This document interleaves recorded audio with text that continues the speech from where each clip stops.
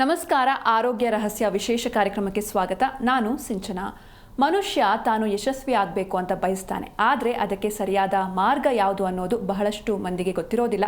ಹೀಗಾಗಿ ಮನುಷ್ಯನಿಗೆ ಜಯ ಸಿಗೋದು ಯಾವಾಗ, ಈ ಬಗ್ಗೆ ಇವತ್ತು ತಿಳ್ಕೊಳ್ಳೋಣ. ಈ ಕುರಿತು ತಿಳಿಸಿಕೊಡಲು ನಮ್ಮೊಂದಿಗಿದ್ದಾರೆ ಶ್ರೀಮಾನ್ ಶ್ರೀ ಪುರುಷೋತ್ತಮ್ ದೇಶಿಕ್ ಗುರೂಜಿ ಅವರು. ಬನ್ನಿ ಗುರುಗಳನ್ನ ಕಾರ್ಯಕ್ರಮಕ್ಕೆ ಸ್ವಾಗತಿಸೋಣ. ನಮಸ್ಕಾರ ಗುರೂಜಿ, ಕಾರ್ಯಕ್ರಮಕ್ಕೆ ಸ್ವಾಗತ. ನಮಸ್ಕಾರ ಗುರೂಜಿ, ಮನುಷ್ಯನಿಗೆ ಜಯ ಸಿಗೋದು ಯಾವಾಗ ಅಂತ? ಹರಿ ಓಂ ಶ್ರೀ ಗುರುಭ್ಯೋ ನಮಃ. ಈ ಪ್ರಶ್ನೆಗೆ ಉತ್ತರ ಎಷ್ಟು ಜನಕ್ಕೆ ಖುಷಿ ಕೊಡುತ್ತೆ. ಎಲ್ಲರೂ ಬಯಸ್ತಾನೆ, ಹೌದು, ನನಗೆ ಯಾವಾಗ ಒಳ್ಳೆಯದಾಗತ್ತೆ. ಆದರೆ ಯಾವಾಗ ಒಳ್ಳೆಯದಾಗತ್ತೆ ಅನ್ನೋದಕ್ಕೆ ಏನಾದ್ರು ಪುರಾವೆಗಳು ಸಿಕ್ಕಿ ಮನುಷ್ಯ ನೆಮ್ಮದಿಯಾಗಿ ಬದುಕಲಿಕ್ಕೆ ಆಗಿದೆಯಾ ಅನ್ನೋದಕ್ಕೆ ಏನಾದ್ರು ಅರ್ಥ ಸಿಗುತ್ತಾ, ನಮಗೆ ಸಿಕ್ಕಿದೆಯಾ? ಇಲ್ಲ ಗುರೂಜಿ. ಸೊ ಪರಿತಪಿಸ್ತಾನೆ ಇದ್ದಾರೆ. ಸೊ ಯಾವಾಗ ಇದಕ್ಕೆ ಕಾರಣ ಏನು ಅಂತಕ್ಕಂಥದ್ದು ಜಯ ಪ್ರತಿಯೊಂದು ಸಂದರ್ಭ ಪ್ರತಿ ಕ್ಷಣಕ್ಕೂ ಬೇಕು, ಪ್ರತಿಯೊಂದಕ್ಕೂ. ಯಾಕೆ ಸಿಗ್ತಾ ಇಲ್ಲ? ಹಾಗಾದರೆ ನಾವೆಲ್ಲಿ ಸೋತಿದ್ದೀವಿ, ಎಲ್ಲಿ ತಪ್ಪು ಮಾಡಿದ್ದೀವಿ?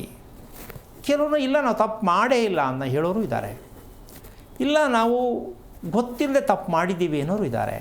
ಬಟ್ ಇದೆಲ್ಲದಕ್ಕೂ ಒಂದೇ ಪ್ರಶ್ನೆ, ಜಯ ನಮಗೆ ಯಾವಾಗ? ಮಕ್ಕಳು ಆದಿಯಾಗಿ ಮದುವೆ ವಿಷಯದಿಂದ ಪ್ರತಿಯೊಂದಕ್ಕೂ ಬೇಕು. ಇದು ಆಗಿಲ್ಲ ಅಂದಮೇಲೆ ಇದರ ರಹಸ್ಯ ಏನಿರಬಹುದು ಅಂತಕ್ಕಂತಹ ವಿಚಾರಕ್ಕೆ, ಈ ರಹಸ್ಯಕ್ಕೆ ಕಾರಣಕರ್ತನಾಗಿರ್ತಕ್ಕಂತಹ ಶ್ರೀಮನ್ನಾರಾಯಣನ ಪಾದ ಕಮಲಗಳಿಗೆ ಕೋಟಿ ಕೋಟಿ ನಮನಗಳನ್ನು ಅರ್ಪಣೆಯನ್ನು ಮಾಡಿ ವಿಚಾರಕ್ಕೆ ಬರೋದೇ ಆದರೆ, ದಿನದ 24 ಗಂಟೆ ನಾವು ಗುರುತಿಸಿದ್ದೀವಿ, ಗಮನಿಸ್ತಾ ಇದ್ದೀವಿ. ನಾವು ಎಲ್ಲಿ ತಪ್ಪು ಮಾಡ್ತಾ ಇದ್ದೀವಿ, ಮಾಡ್ಕೊಂಡಿದ್ದೀವಿ ಗೊತ್ತಿಲ್ಲದೆ, ಈ ವಿಚಾರವನ್ನು ಮುಂದೆ ಇಡೋಣ. ಯಾರು ಆರಿಸ್ಕೋಬೋದು ಆರಿಸ್ಕೊಳ್ಳಿ, ಆರಿಸ್ಕೊಳ್ಳದೆ ಬೇಜಾರು ಮಾಡ್ಕೊಳ್ಳೋದು ನಾವೇನು ಮಾಡೋಕ್ಕಾಗಲ್ಲ. ಈ ದಿನದ 24 ಗಂಟೆಗೂ ನಮ್ಮ ದೇಹ ನನ್ನದು ಅಂತ ನಾವು ಅಂದ್ಕೊಂಡಿದ್ದೀವಿ. ದೇಹ ನನ್ನದು, ದೇಹ ನನ್ನದು ಸರಿಯೇ, ಒಪ್ಕೊಂಡಿರೋದು ಸರಿಯೇ ಇರೋವರೆಗೂ, ಆಮೇಲೆ ನಮ್ಮದಲ್ಲ. ಅಲ್ಲಿವರೆಗಾದ್ರು ನಮ್ಮದು ಅಂತ ಅಂದ್ಕೊಳ್ಳೋಣ. ಆದರೆ ದೇಹ ನಮಗೆ ಸ್ಪಂದಿಸ್ತಾ ಇಲ್ಲ, ನಾವು ಹೇಳ್ದಂಗೆ ಕೇಳ್ತಾ ಇಲ್ಲ. ಇದು ಎಲ್ರಿಗೂ ಗೊತ್ತಿರೋ ವಿಷಯನೇ, ಹೌದಾ? ಕೇಳಬೇಕಾ ಬೇಡವಮ್ಮ? ಕೇಳಬೇಕು. ಕೇಳ್ತಾ ಇಲ್ವ ನಮ್ಮ ಮಾತನ್ನ ದೇಹ ಏನು ಮಾಡೋದು? ಸೊ ದೇಹ ನಂದು ಅಂತ ಒಪ್ಕೊಂಡಿದ್ದೀವಿ, ಮತ್ತು ದೇಹ ಯಾಕೆ ಸ್ಪಂದಿಸ್ತಾ ಇಲ್ಲ? ಏನೋ ಒಂದು ರಾಮಾಯಣ ಇದ್ದೇ ಇರುತ್ತೆ ಅಲ್ವಾ? ಹಾಗಾಗಿ ಎಲ್ಲಿ ತಪ್ಪಾಗಿದೆ ಅನ್ನೋದಕ್ಕೆ ಇವತ್ತು ಸ್ಪಷ್ಟವಾದ ಉತ್ತರವನ್ನು ಎಷ್ಟು ಸಾಧ್ಯನೋ ಅಷ್ಟು ಮುಂದೆ ಇಡೋದಕ್ಕೆ ಪ್ರಯತ್ನ ಮಾಡೋಣ. ಏನಾಗಿದೆ ತಪ್ಪು? ನಮ್ಮ ದೇಹದಲ್ಲಿ ಮಲಮೂತ್ರಾದಿಗಳು ಇರ್ತಕ್ಕಂತಹ ವಿಚಾರ ಗೊತ್ತಿರುವ ವಿಷಯನೇ. ದಿನದ 24 ಗಂಟೆಯೂ ಇದರ ಮೇಲೆ ನಮ್ಮ ಗಮನ ಇರಬೇಕಾ ಇರಬಾರದಾ? ಇರಬೇಕಲ್ಲ. ಎಷ್ಟು ಮಟ್ಟಕ್ಕೆ ನಾವು ಇದರ ಬಗ್ಗೆ ತಿಳ್ಕೊಂಡಿದ್ದೀವಿ ಅನ್ನೋದೇ ನಾವು ಫೇಲ್ ಆಗಿರೋದಕ್ಕೆ ಕಾರಣ. ಇದೆ ಅದು ಇದೆ ಸರಿ, ನಮಗೆ ಜ್ಞಾಪಕ ಇಲ್ವಲ್ಲ ಅಲ್ವಾ? ಇದನ್ನು ನಾವು ಬಲವಂತ ಪ್ರಯೋಗವನ್ನು ಮಾಡ್ತಾ ಇದ್ದೀವಿ ಹೊರತು ಪ್ರಕೃತಿದತ್ತವಾಗಿ 24 ಗಂಟೆಯಲ್ಲಿ ತನ್ನದೇ ಆದ ಒಂದು ಕೆಲಸವನ್ನು ಸ್ವಯಾರ್ಜಿತವಾಗಿ ಸ್ವಪ್ರೇರಿತವಾಗಿ ಆಗಬೇಕದು. ನಾವು ಅಪ್ಲಿಕೇಶನ್ ಹಾಕಿ ವೆಯ್ಟ್ ಮಾಡೋದು ತಪ್ಪು, ಹೌದು ತಾನೆ? ನಾವು ಅಪ್ಲಿಕೇಶನ್ ಹಾಕ್ಕೊಂಡದೇ ಅಭ್ಯಾಸ ಆಗ್ಬಿಟ್ಟೈತೆ, ಆಗಬೇಕು, ಆಗ್ತಾ ಇಲ್ವೇ? ಸೊ ಇದು ನಮ್ಮನ್ನು ತುಂಬ ತನ್ನದೇ ಆದ ಒಂದು ಕಪಿಮುಷ್ಟಿಯಲ್ಲಿ ನಮ್ಮನ್ನು ಹಿಡಿದು ಇಟ್ಕೊಂಡಿದೆ, ನಾವು ಅನುಭವಿಸ್ತಾ ಇದ್ವಿ. ಒಪ್ಕೋಬೋದಲ್ಲ? ಹೌದು. ಈಗ ಹಾಗಾದ ಮೇಲೆ ಏನು ಮಾಡಬೇಕಿತ್ತು? ಅದಕ್ಕೆ ಜ್ಞಾಪಕ ಇಟ್ಕೊಳ್ಳೋದಕ್ಕಂತೂ ಆಗಲ್ಲ. ಯಾಕೆ ಅಂದರೆ ನಮಗೆ ಹಲವಾರು ಸಮಸ್ಯೆಗಳಿದೆ, ಅದರಲ್ಲಿ ಈ ಒಂದು ಸಮಸ್ಯೆ ಅಂತ ನಾವು ಅಂದ್ಕೊಂಡಿಲ್ಲ. ಅದು ದೇವ್ರು ಮಾಡಿರೋದು ಅಂತ ಅಂದ್ಕೊಂಡು ಸೈಡ್ಗೆ ಹಾಕ್ಬಿಟ್ಟು ನಾವೇನೋ ಮಾಡೋಕ್ಕೆ ಹೋಗ್ತಾ ಇದ್ದೀವಿ. ಅದು ನಮ್ಮನ್ನು ಬಿಡ್ತಾ ಇಲ್ಲ. ನೀನು ಎಲ್ಲಿ ಹೋದರೂ ನೀನು ಇಲ್ಲೇ ಬಂದು ಸರಿ ಮಾಡ್ಕೋಬೇಕು ಅಂತಕ್ಕಂಥದ್ದೇ ದೈಹಿಕವಾದ ಧರ್ಮ. ದೈಹಿಕವಾದ ಧರ್ಮ. ನಾವು ಧರ್ಮ ಅನ್ನೋದು ಯಾವುದೋ ಒಂದಕ್ಕೆ ಅಂದ್ಕೊಂಡ್ಬಿಟ್ಟಿದ್ದೀವಿ ನಾವು. ಇದನ್ನು ತಿಳ್ಕೊಳ್ದೆ ಅಮ್ಮ, ಯಾವುದನ್ನು? ನಮ್ಮ ದೈಹಿಕವಾಗಿರ್ತಕ್ಕಂಥ ಶಾಸ್ತ್ರ, ದೈಹಿಕ ಶಾಸ್ತ್ರ ಅಂತ ಇದಕ್ಕೆ ಹೇಳ್ತೀವಿ.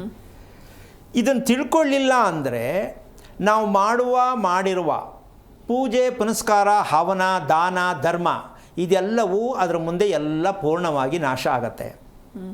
ಇದನ್ನು ತಿಳಿಯದೆ ನಾವೇನು ಪೂಜೆ ಪುನಸ್ಕಾರ ಯಂತ್ರ ಮಂತ್ರ ತಂತ್ರ ನಾವು ಬಳ್ಕೋದು ಅಂದರೆ ನಮ್ಮ ದೇಹನ ಚೆನ್ನಾಗಿಟ್ಕೋಬೇಕು ಅಂತ ಹೋರಾಡ್ತಾ ಇದ್ದೀವೋ ಮಾಡ್ತಾನೇ ಇದ್ದಾರೆ, ಇಲ್ಲ ಅಂತೀಯಮ್ಮ, ಮಾಡ್ತಾನೇ ಇದ್ದೀವಿ. ಆದರೂ ನಾವು ರೀಚ್ ಆಗಿಲ್ಲ, ನಮ್ಮ ಪ್ರಶ್ನೆಗೆ ಉತ್ತರ ಸಿಕ್ಕಿಲ್ಲ. ಅಂದ ಮೇಲೆ ಇಲ್ಲಿ ನಾವು ಮಾಡ್ತಾ ಇರೋದು ಸರಿ ಇಲ್ವಾ, ನಾವು ತಿಳ್ಕೊಂಡಿರೋದು ಸರಿ ಇಲ್ವಾ, ನಾವು ಹುಟ್ಟಿರೋದು ಸರಿ ಇಲ್ವಾ, ಹಲವಾರು ರೀತಿಯ ಪ್ರಶ್ನೆಗಳು ಉದ್ಭವ ಆಗುತ್ತೆ. ನಾವು ಹೀಗೆ ಪ್ರಶ್ನೆ ಮೇಲೆ ಪ್ರಶ್ನೆ ಹಾಕ್ಕೊಂಡೇ ಹೋಗ್ತಾ ಇದ್ದರೆ ನಮ್ಮ ನೆಮ್ಮದಿ ಹಾಳಾಗ್ತಾ ಹೋಗುತ್ತೆ. ಹಾಗಿರಬೇಕಾದ್ರೆ ಈ 24 ಗಂಟೆನೂ ಅದ್ರ ಬಗ್ಗೆನೇ ಗಮನ ಇರಬೇಕು ಅಂದರೆ ನಮಗೆ ಬೇರೆ ಕೆಲಸ ಇಲ್ವಾಗಾರ ಅದನ್ನೇ ಯೋಚನೆ ಮಾಡ್ಕೊಂಡು ಕೂತ್ಕೊಳ್ಳೋದ? ನಾವು ಅದನ್ನು ಗುರುತಿಸ್ಬೇಕು, ಗಮನಿಸಬೇಕು ಅನ್ನೋದಕ್ಕಿಂತ ಹೆಚ್ಚಾಗಿ ಪ್ರಕೃತಿ ದತ್ತವಾಗಿ ಯಾವ ರೀತಿಯಲ್ಲಿ ಯಾವ ಸಮಯದಲ್ಲಿ ಅದು ಕ್ಲೀನ್ ಆಗಬೇಕು, ಅದು ಸ್ವಯಾರ್ಜಿತವಾಗಿ ಆಗಬೇಕು. ಹೌದಲ್ಲ? ನಮ್ಮ ಕಷ್ಟದಲ್ಲಿ ನಮ್ಮ ಪ್ರಯತ್ನದಲ್ಲಿ ನಡಿಬಾರ್ದು. ಇದು ನಡೀತಾ ಇದೆ ಅಂದರೆ ನಾವು ಸತ್ತಿದ್ದೀವಿ ಅರ್ಧ ಅಂತ. ಆದರೂ ಬಲವಂತಕ್ಕೆ ಬದುಕ್ತಾ ಇದ್ದೀವಲ್ಲ, ಯಾಕೆಂದ್ರೆ ಇದು ರಿಪೇರಿ ಯಾರು ಮಾಡೋಕ್ಕಾಗಲ್ವಲ್ಲ, ಯಾರು ಹೇಳ್ತಿಲ್ವಲ್ಲ, ನಮಗೂ ಗೊತ್ತಾಗಿಲ್ವಲ್ಲ, ಇದನ್ನೇ ನಮ್ಮ ಪರಿತಪಿಸ್ತಾ ಇರೋದು. ಸೊ ಹಾಗಿರಬೇಕಾದ್ರೆ ನಮಗೆ ನಮ್ಮ ದೇಹ ಮಾತ್ರ ನಂದು ಅಂತ ಅಂದ್ಕೊಂಡಿರೋ ನಾವು ಒಂದೊಂದು ಸಲ ಕೆಲವು ಸಂದರ್ಭದಲ್ಲಿ ಏನು ಮಾಡ್ತೀವಿ ಅಂದರೆ, ನಿನಗೆ ಆತ್ಮಸಾಕ್ಷಿ ಇದೆಯಾ ಅಂತ ಕೇಳ್ತೀವಿ. ಹೌದಾ? ನೀನು ಆತ್ಮ ಮುಟ್ಕೊಂಡು ಹೇಳು ಅಂತ ಹೇಳ್ತೀವಿ. ಅಂತೂ ಆತ್ಮ ಇದೆ ಅಂತ ಒಪ್ಕೊಂಡು ತಾನೆ, ಈ ದೇಹದಲ್ಲಿ ಆತ್ಮ ಅಂತಕ್ಕಂಥದ್ದು ಇದೆ ಅಂತ ಒಪ್ಕೊಂಡಿದ್ದೀವಲ್ಲ. ಈಗ ದೇಹದ ಬಗ್ಗೆ ಹೋರಾಟ ಮಾಡ್ತೀವಿ, ಮನಸ್ಸಿನ ಬಗ್ಗೆ ಹೋರಾಟ ಮಾಡ್ತೀವಿ. ಮನಸ್ಸು ಚೆನ್ನಾಗಿರಬೇಕು ಹೋರಾಟ, ದೇಹ ಚೆನ್ನಾಗಿರಬೇಕು ಹೋರಾಟ. ಇದು ಎರಡರ ಮಧ್ಯೆ ಇರತಕ್ಕಂಥದ್ದೇ ಆತ್ಮ. ದೇಹ ಮತ್ತು ಮನಸ್ಸಿನ ಮಧ್ಯೆ ಇರೋದೇ ಆತ್ಮ. ಅದಕ್ಕೆ ನಾವು ದಿನದ 3 ಸಮಯ ಊಟ ಕೊಡಬೇಕಾಗಿರೋದು, ಮಾಡಬೇಕಾಗಿರೋದೇ ಕಾರಣ ಅದಕ್ಕೆ. ಈ 3ರ ರಹಸ್ಯವನ್ನು ತಿಳಿಯೋದಕ್ಕೋಸ್ಕರವಾಗಿ ಈ 3 ಸಲ ಮಾಡ್ತಕ್ಕಂತಹ ಆಹಾರ ಸೇವನೆಯನ್ನು ಅದಕ್ಕನುಸಾರವಾಗಿ ಇಟ್ಟಿದೆ ಧರ್ಮದಲ್ಲಿ. ದಿನಕ್ಕೆ 3 ಸಲ ನಾವು ತಗೋತೀವಲ್ವಾ, ಅವರವರ ವೈಯಕ್ತಿಕವಾದ ವಿಚಾರದಲ್ಲಿ. ಆದರೂ 3 ಸಲ ತಗೋತೀವಿ. ಈ 3 ಸಲ ತಗೊಳ್ಳೋದಕ್ಕೆ ಇದಕ್ಕೆ ಅರ್ಥ ಏನಾದ್ರು ಗೊತ್ತಿದ್ದರೆ ಇದಕ್ಕೆ ಸಂಬಂಧ ಸಿಕ್ಕತ್ತೆ. ಈ 3 ಟೈಮು ಏನಕ್ಕೆ ನಾವು ತಿಂಡಿ ಊಟ ತಿಂಡಿ ಇದು ಕ್ರಮ. ಇದು ಊಟನೂ ಆಗ್ಬೋದು, ತಿಂಡಿನೂ ಆಗ್ಬೋದು, ಊಟನೂ ಆಗ್ಬೋದು, ಉಲ್ಟಾ ಆಗ್ಬೋದು ಅಂತ ನಮ್ಮಿಷ್ಟ ತಾನೇ ಅದು. ನಾವು ಬೆಳಗ್ಗೆ ಮುದ್ದೆ ತಿಂತೀನಿ, ಏನೀಗ ಏನು ಮಾಡೋಕ್ಕಾಗತ್ತೆ? ರಾತ್ರಿ ಮಲಗುವಾಗ ಮುದ್ದೆ ತಿನ್ನಂಗಿಲ್ಲ, ತಿಂತೀನಿ, ಏನೀಗ ಇರೋದೇ ತಿನ್ನಬೇಕಲ್ಲ. ಇಲ್ಲಿ ಏನಾಗ್ತಾ ಇದೆ ಅಂದರೆ, ದೇಹ ನನ್ನದು ಗೊತ್ತು, ಆ ದೇಹಕ್ಕೋಸ್ಕರವಾಗಿ ನಮ್ಮ ಆಹಾರ ಪ್ರಕ್ರಿಯೆಯನ್ನು ಯಾವ ಸಮಯಕ್ಕೆ ಯಾವ ಆಹಾರ ಕೊಡಬೇಕು ಅನ್ನೋ ವಿಚಾರವನ್ನು ನಾವು ಬಿಟ್ಟಿದ್ದೀವಿ. ಅದರಲ್ಲಿ ಏನು ಡಿಫ್ರೆಂಟ್ ಆಗಿರೋದು ತಗೋಬೇಕಾ? ಸ್ಟಾರ್ ಹೋಟ್ಲಿಗೆ ಹೋಗ್ಬೇಕಾ? ಅಲ್ಲ. ನೀವು ಏನು ಮಾಡ್ತೀರೋ ಅದಕ್ಕೆ ಅರ್ಥಗರ್ಭಿತವಾಗಿರಬೇಕು. ಆ ಸಮಯಕ್ಕೆ, ಬೆಳಗಿನ ಸಮಯ, ಮಧ್ಯಾಹ್ನ, ಸಂಜೆ, ರಾತ್ರಿ ಇಲ್ಲ. ನಾವು ರಾತ್ರಿನೇ ಬಳಸ್ತಾ ಇದ್ದೀವಿ. ಇಲ್ಲಿ 25-30% ಮನುಷ್ಯ ಸತ್ತ. ಅಂದರೆ 100 ವರ್ಷದಲ್ಲಿ 25 ವರ್ಷ ಹೋಯಿತು, ಇನ್ನು 75ರಲ್ಲಿ ಇದ್ದೀವಿ. ಇದು ತಿಳ್ಕೊಂಡ್ರೆ 100ಕ್ಕೆ ಹತ್ರ ನಾವು ಲೆಕ್ಕ ಹಾಕ್ಕೊಂಡು ಸ್ವಲ್ಪ ಹೋರಾಟ ಮಾಡ್ಕೊಂಡು 80 ವರ್ಷನಾದ್ರು ಬದುಕಬಹುದಲ್ವಾ? ಯಾವುದನ್ನು? ನಮ್ಮ ದೇಹಶಾಸ್ತ್ರವನ್ನು ತಿಳ್ಕೊಳ್ಳೋ ಪ್ರಯತ್ನ ಮಾಡಿದ್ರೆ 80 ವರ್ಷನಾದ್ರು ಮಿನಿಮಮ್ ಬದುಕಬಹುದು. 106 ವರ್ಷ ಬದುಕಿರೋರು ಇದ್ದಾರೆ, ನೋಡಿದ್ದೀವಿ. ಅವರೇನು ಎಕ್ಸ್ಟ್ರಾ ಅಪ್ಲಿಕೇಶನ್ ಹಾಕಿದ್ರಾ? ಇಲ್ವಲ್ಲ. ಅವರಿಗೆ ದೇಹದ ಬಗ್ಗೆ ಅಲ್ಲ, ಧರ್ಮದ ಬಗ್ಗೆ ಅರಿವಿತ್ತು. ಉಸಿರಾಟ ಆಡೋದು, ದೇಹಕ್ಕೆ ಏನು ಇಟ್ಕೋಬೇಕು, ದೇಹ ಹೇಗೆ ಇಟ್ಕೋಬೇಕು, ನಾವು ಏನು ಬಂದಿದ್ದಕ್ಕೆ ಏನು ಮಾಡಬೇಕು ದೇಹ ಮನಸ್ಸಿಗೆ ಅಂತಕ್ಕಂತಹ ಯೋಗ್ಯವಂತರಿಗೆ ಅವ್ರು 100 ವರ್ಷಕ್ಕೆ ಮೇಲೆ ಹೋಗ್ತಾರೆ ಅನ್ನೋದಕ್ಕೆ ಯಾವುದೇ ಅನುಮಾನ ಇಲ್ಲ. ಇದು ಎಲ್ಲೋ ಬೆರಳೆಣಿಕೆಯಷ್ಟಿದೆ ಹೊರತು ನಮ್ಮ ದೇಶದಲ್ಲಿ ಎಲ್ಲ ಕಾಣುವ ರೀತಿಯಲ್ಲಿ ಇಲ್ಲ. ಇದು 100 ವರ್ಷದ ಮೇಲಾಯ್ತಪ್ಪ ಅವರು, ಆಶ್ಚರ್ಯಪಡ್ತೀವಿ ನಾವು. ನಮಗೆ ಯಾಕೆ ದೇವರು ಆ ರೀತಿ ಮಾಡೋದನ್ನ? ದೇವ್ರು ಮಾಡಿಲ್ಲ, ನಾವು ಮಾಡ್ಕೊಂಡದ್ದು ಈ ರೀತಿ. ಅದಕ್ಕೆ ಈ 3 ಸಮಯದ ಊಟದಲ್ಲಿ ಏನು ಅರ್ಥ ಆಗಿದೆ ನಮಗೆ? ಬೆಳಿಗ್ಗೆ ತಿಂಡಿ ಅಥವಾ ಊಟ ನೀವು ಯಾವುದೋ ತಿನ್ನಿ, ಇಂಥದ್ದೇಂತಲ್ಲ, ಅದರ ಅರ್ಥ ತಿಳಿದಿದೆಯಾ? 100 ವರ್ಷ ಬದುಕಬೇಕು ಅನ್ನೋದು ಗೊತ್ತು, ಆರೋಗ್ಯವಾಗಿರಬೇಕು ಅನ್ನೋದು ಗೊತ್ತು. ಆದರೆ ಬೆಳಗಿನ ತಿಂಡಿನೋ ಊಟನೋ ಅದನ್ನು ಯಾವುದಕ್ಕೋಸ್ಕರವಾಗಿ ಅದನ್ನು ಬಳಸಬೇಕಾಗತ್ತೆ? ನಮ್ಮ ದೇಹಕ್ಕೆ ಬೆಳಗಿನ ತಿಂಡಿ ಅಥವಾ ಊಟ ಯಾವುದಕ್ಕೋಸ್ಕರವಾಗಿ ಅದನ್ನು ನಾವು ತಗೋತಾ ಇದ್ದೀವಿ ಗೊತ್ತಾಗಿದೆಯಾ ನಮಗೆ? ಇಲ್ಲ ಗುರುಜಿ. ಬೆಳಿಗ್ಗೆ ತಿನ್ನಬೇಕು, ತಿಂತಾ ಇದ್ದೀವಿ, ಏನು ಬೇಕಾದ್ರೆ ತಿನ್ನಿ. ಹಾಗಂತ ಏನಕ್ಕೆ ತಿನ್ನಬೇಕು ಅಂತ ಆದಾಗ ನೀವೇ ಡಿಸೈಡ್ ಮಾಡ್ತೀರ ನಾವು ತಿನ್ನುತ್ತಿರುವ ರೀತಿ ತಪ್ಪು, ಆರಿಸುತ್ತಿರುವ ತಿಂಡಿ ತಪ್ಪು, ನಮ್ಮ ಬದುಕಿನ ಮೌಲ್ಯ ತಪ್ಪು ಅಂತ ನಿಮ್ಗೆ ಅರ್ಥ ಆಗುತ್ತೆ. ಹೌದಾ? ಸೊ ಈ ಒಂದು ನಾವು ಪರಿವರ್ತನೆ ಮಾಡ್ಕೊಳ್ತಕ್ಕಂತಹ ಒಂದು ವಿಚಾರಕ್ಕೆ, ನಾವು ಶಾಸ್ತ್ರ ಕೇಳ್ತಕ್ಕಂತಹ ವಿಚಾರಕ್ಕೆ ಹೋದಾಗ ಮನುಷ್ಯನಲ್ಲಿ ನಮ್ಮಲ್ಲಿ ಆಗಬೇಕಾಗಿರ್ತಕ್ಕಂತಹ ಅಭ್ಯಾಸಗಳಿಗೆ ಶಾಸ್ತ್ರ ಕೇಳೋ ಪುರೋಹಿತರಿಗೆ ಇದು ಗೊತ್ತಾಗತ್ತಾ? ಇಲ್ಲ. ಬೆಳಿಗ್ಗೆ ಎಷ್ಟು ಗಂಟೆಗೆ ತಿಂಡಿ ತಿಂತಿ ಯಾರು ಕೇಳ್ತಾರೆ ನಮ್ಮ? ಅದನ್ನು ನೋಡಿ ನಾವು ಮಾತ್ರ ಕೇಳ್ತೀವಿ. ದಿನಕ್ಕೆ ಎಷ್ಟು ಗಂಟೆಗೆ ಊಟ ಮಾಡಿ ಮಲಗ್ತೀಯಾ, ಎಷ್ಟು ಗಂಟೆಗೆ ಹೇಳ್ತೀಯಾ ಅಂತ ಕೇಳ್ತೀವಿ ನಮ್ಮ ಕಾರ್ಯಕ್ರಮದಲ್ಲಿ. ಇನ್ನು ಮಿಕ್ಕದ ಕಡೆ ಎಲ್ಲೂ ಈ ಅಕೌಂಟ್ ಓಪನ್ ಆಗಿಲ್ಲ. ಅದು ಯಾಕೆ ಬೇಕಾಗತ್ತೆ? ಅದಕ್ಕೆ ನಾವೇನು ಮಾಡ್ತೀವಿ, ಅದಕ್ಕೇನೋ ಒಂದು ಯಂತ್ರ ಪೂಜೆ ಇನ್ನೊಂದು ಏನೋ ಮಾಡ್ಕೊಂಡು ಬದುಕ್ತಾ ಇದ್ದೀವಿ ಅಂತ ಅಂದ್ಕೊಂಡಿದ್ದೀವಿ. ಇವತ್ತಿನ ಈ ಪರಿಸ್ಥಿತಿಗೆ ನಮ್ಮ ಕರ್ನಾಟಕದ ಸರ್ಕಾರದ ಈ ಕ್ವಶನ್ಗೆ ಯಾರಾದರೂ ಉತ್ತರ ಹೇಳೋಕ್ಕಾಗತ್ತೆ ನಮ್ಮ? ಇಲ್ಲ.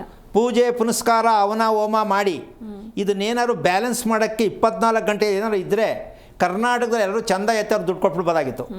ಏನಪ್ಪ? ಈಗ ಅವ್ರ ತಪ್ಪು ಇವ್ರ ತಪ್ಪು ನಮಗೆ ಬೇಡ. ಈ ಪರಿಸ್ಥಿತಿ ಕರ್ನಾಟಕ ಸರ್ಕಾರದ ಪರಿಸ್ಥಿತಿಗೆ ಯಾರಾದರೂ ಪೂಜೆ ಹವನ ಹೋಮ ಮಾಡಿ ರಿಪೇರಿ ಮಾಡ್ತೀನಿ ಅಂತಕ್ಕಂಥ ಏನಾದ್ರು ಹುಟ್ಟಿದ್ರೆ ನಮ್ಮ ಭಾರತ ದೇಶದಲ್ಲ ವಿಶ್ವದಲ್ಲೇ ಸಾಧ್ಯ ಇದೆಯಾ? ಇಲ್ಲ. ಇದಕ್ಕೆಲ್ಲ ರಿಪೇರಿ ಮಾಡೋಕ್ಕೆ ಏನೂ ಆಗಿಲ್ಲ ಅಂದರೆ ಮನುಷ್ಯನ ದೇಹಕ್ಕೋಸ್ಕರ ಶಾಸ್ತ್ರ ಕೇಳ್ತೀನಿ ಅಂತ ಅಂದ್ಕೊಂಡ್ರೆ ನಾವೆಷ್ಟು ಮೂರ್ಖತನದ ಬದುಕನ್ನು ಬದುಕ್ತಾ ಇದ್ದೀವಿ ಅಂತ ಪ್ರತಿಯೊಬ್ಬರು ಯೋಚನೆ ಮಾಡಿ.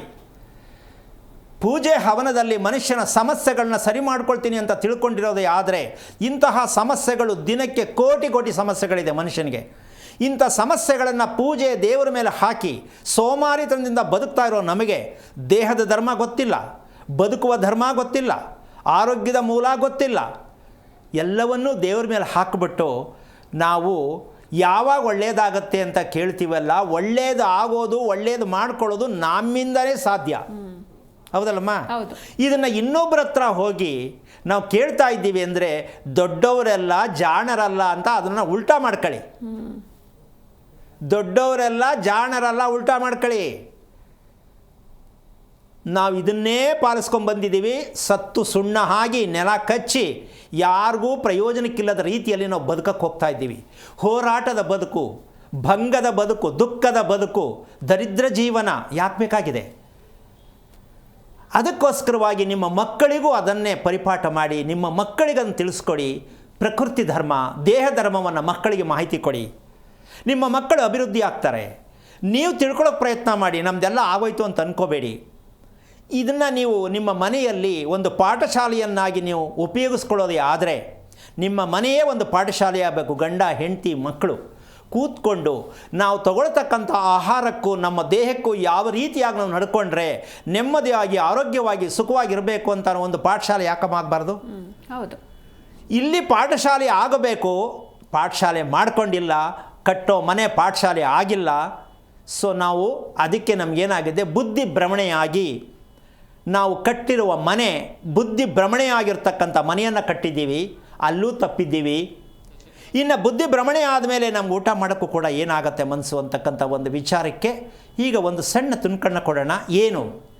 ಬೆಳಗಿನ ತಿಂಡಿ ಉಪಹಾರ ಊಟ ಯಾವುದು ಮಾಡ್ತಿರೋ ಅದು ಏನಕ್ಕಾದರೂ ಮಾಡಬೇಕು ಅನ್ನೋದಕ್ಕೆ ಅರ್ಥ ಹೇಳ್ಬೇಕಲ್ಲಮ್ಮ?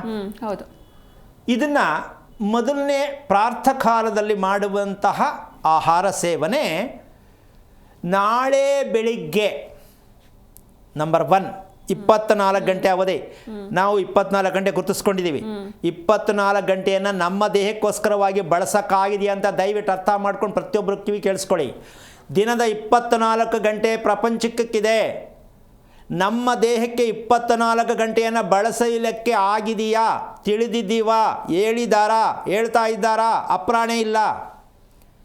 ಗಡಿಯಾರವನ್ನು ತೋರಿಸ್ತಾ ಇದ್ದಾರೆ 24 ಗಂಟೆ. ಈ ಗಡಿಯಾರ ನಮ್ಮ ದೇಹದಲ್ಲೇ ಇರಬೇಕಾ? ಗಡಿಯಾರ ನೋಡಬೇಕಮ್ಮ ನಾವು? ನಮ್ಮ ದೇಹದಲ್ಲೇ ಇರಬೇಕು. ನಮ್ಮ ದೇಹದಲ್ಲೇ ಇರುವ ಗಡಿಯಾರ ಬೇಕಾ? ಜೋಪಾನವಾಗಿ ಅರ್ಥ ಮಾಡ್ಕೊಳ್ಳಿ.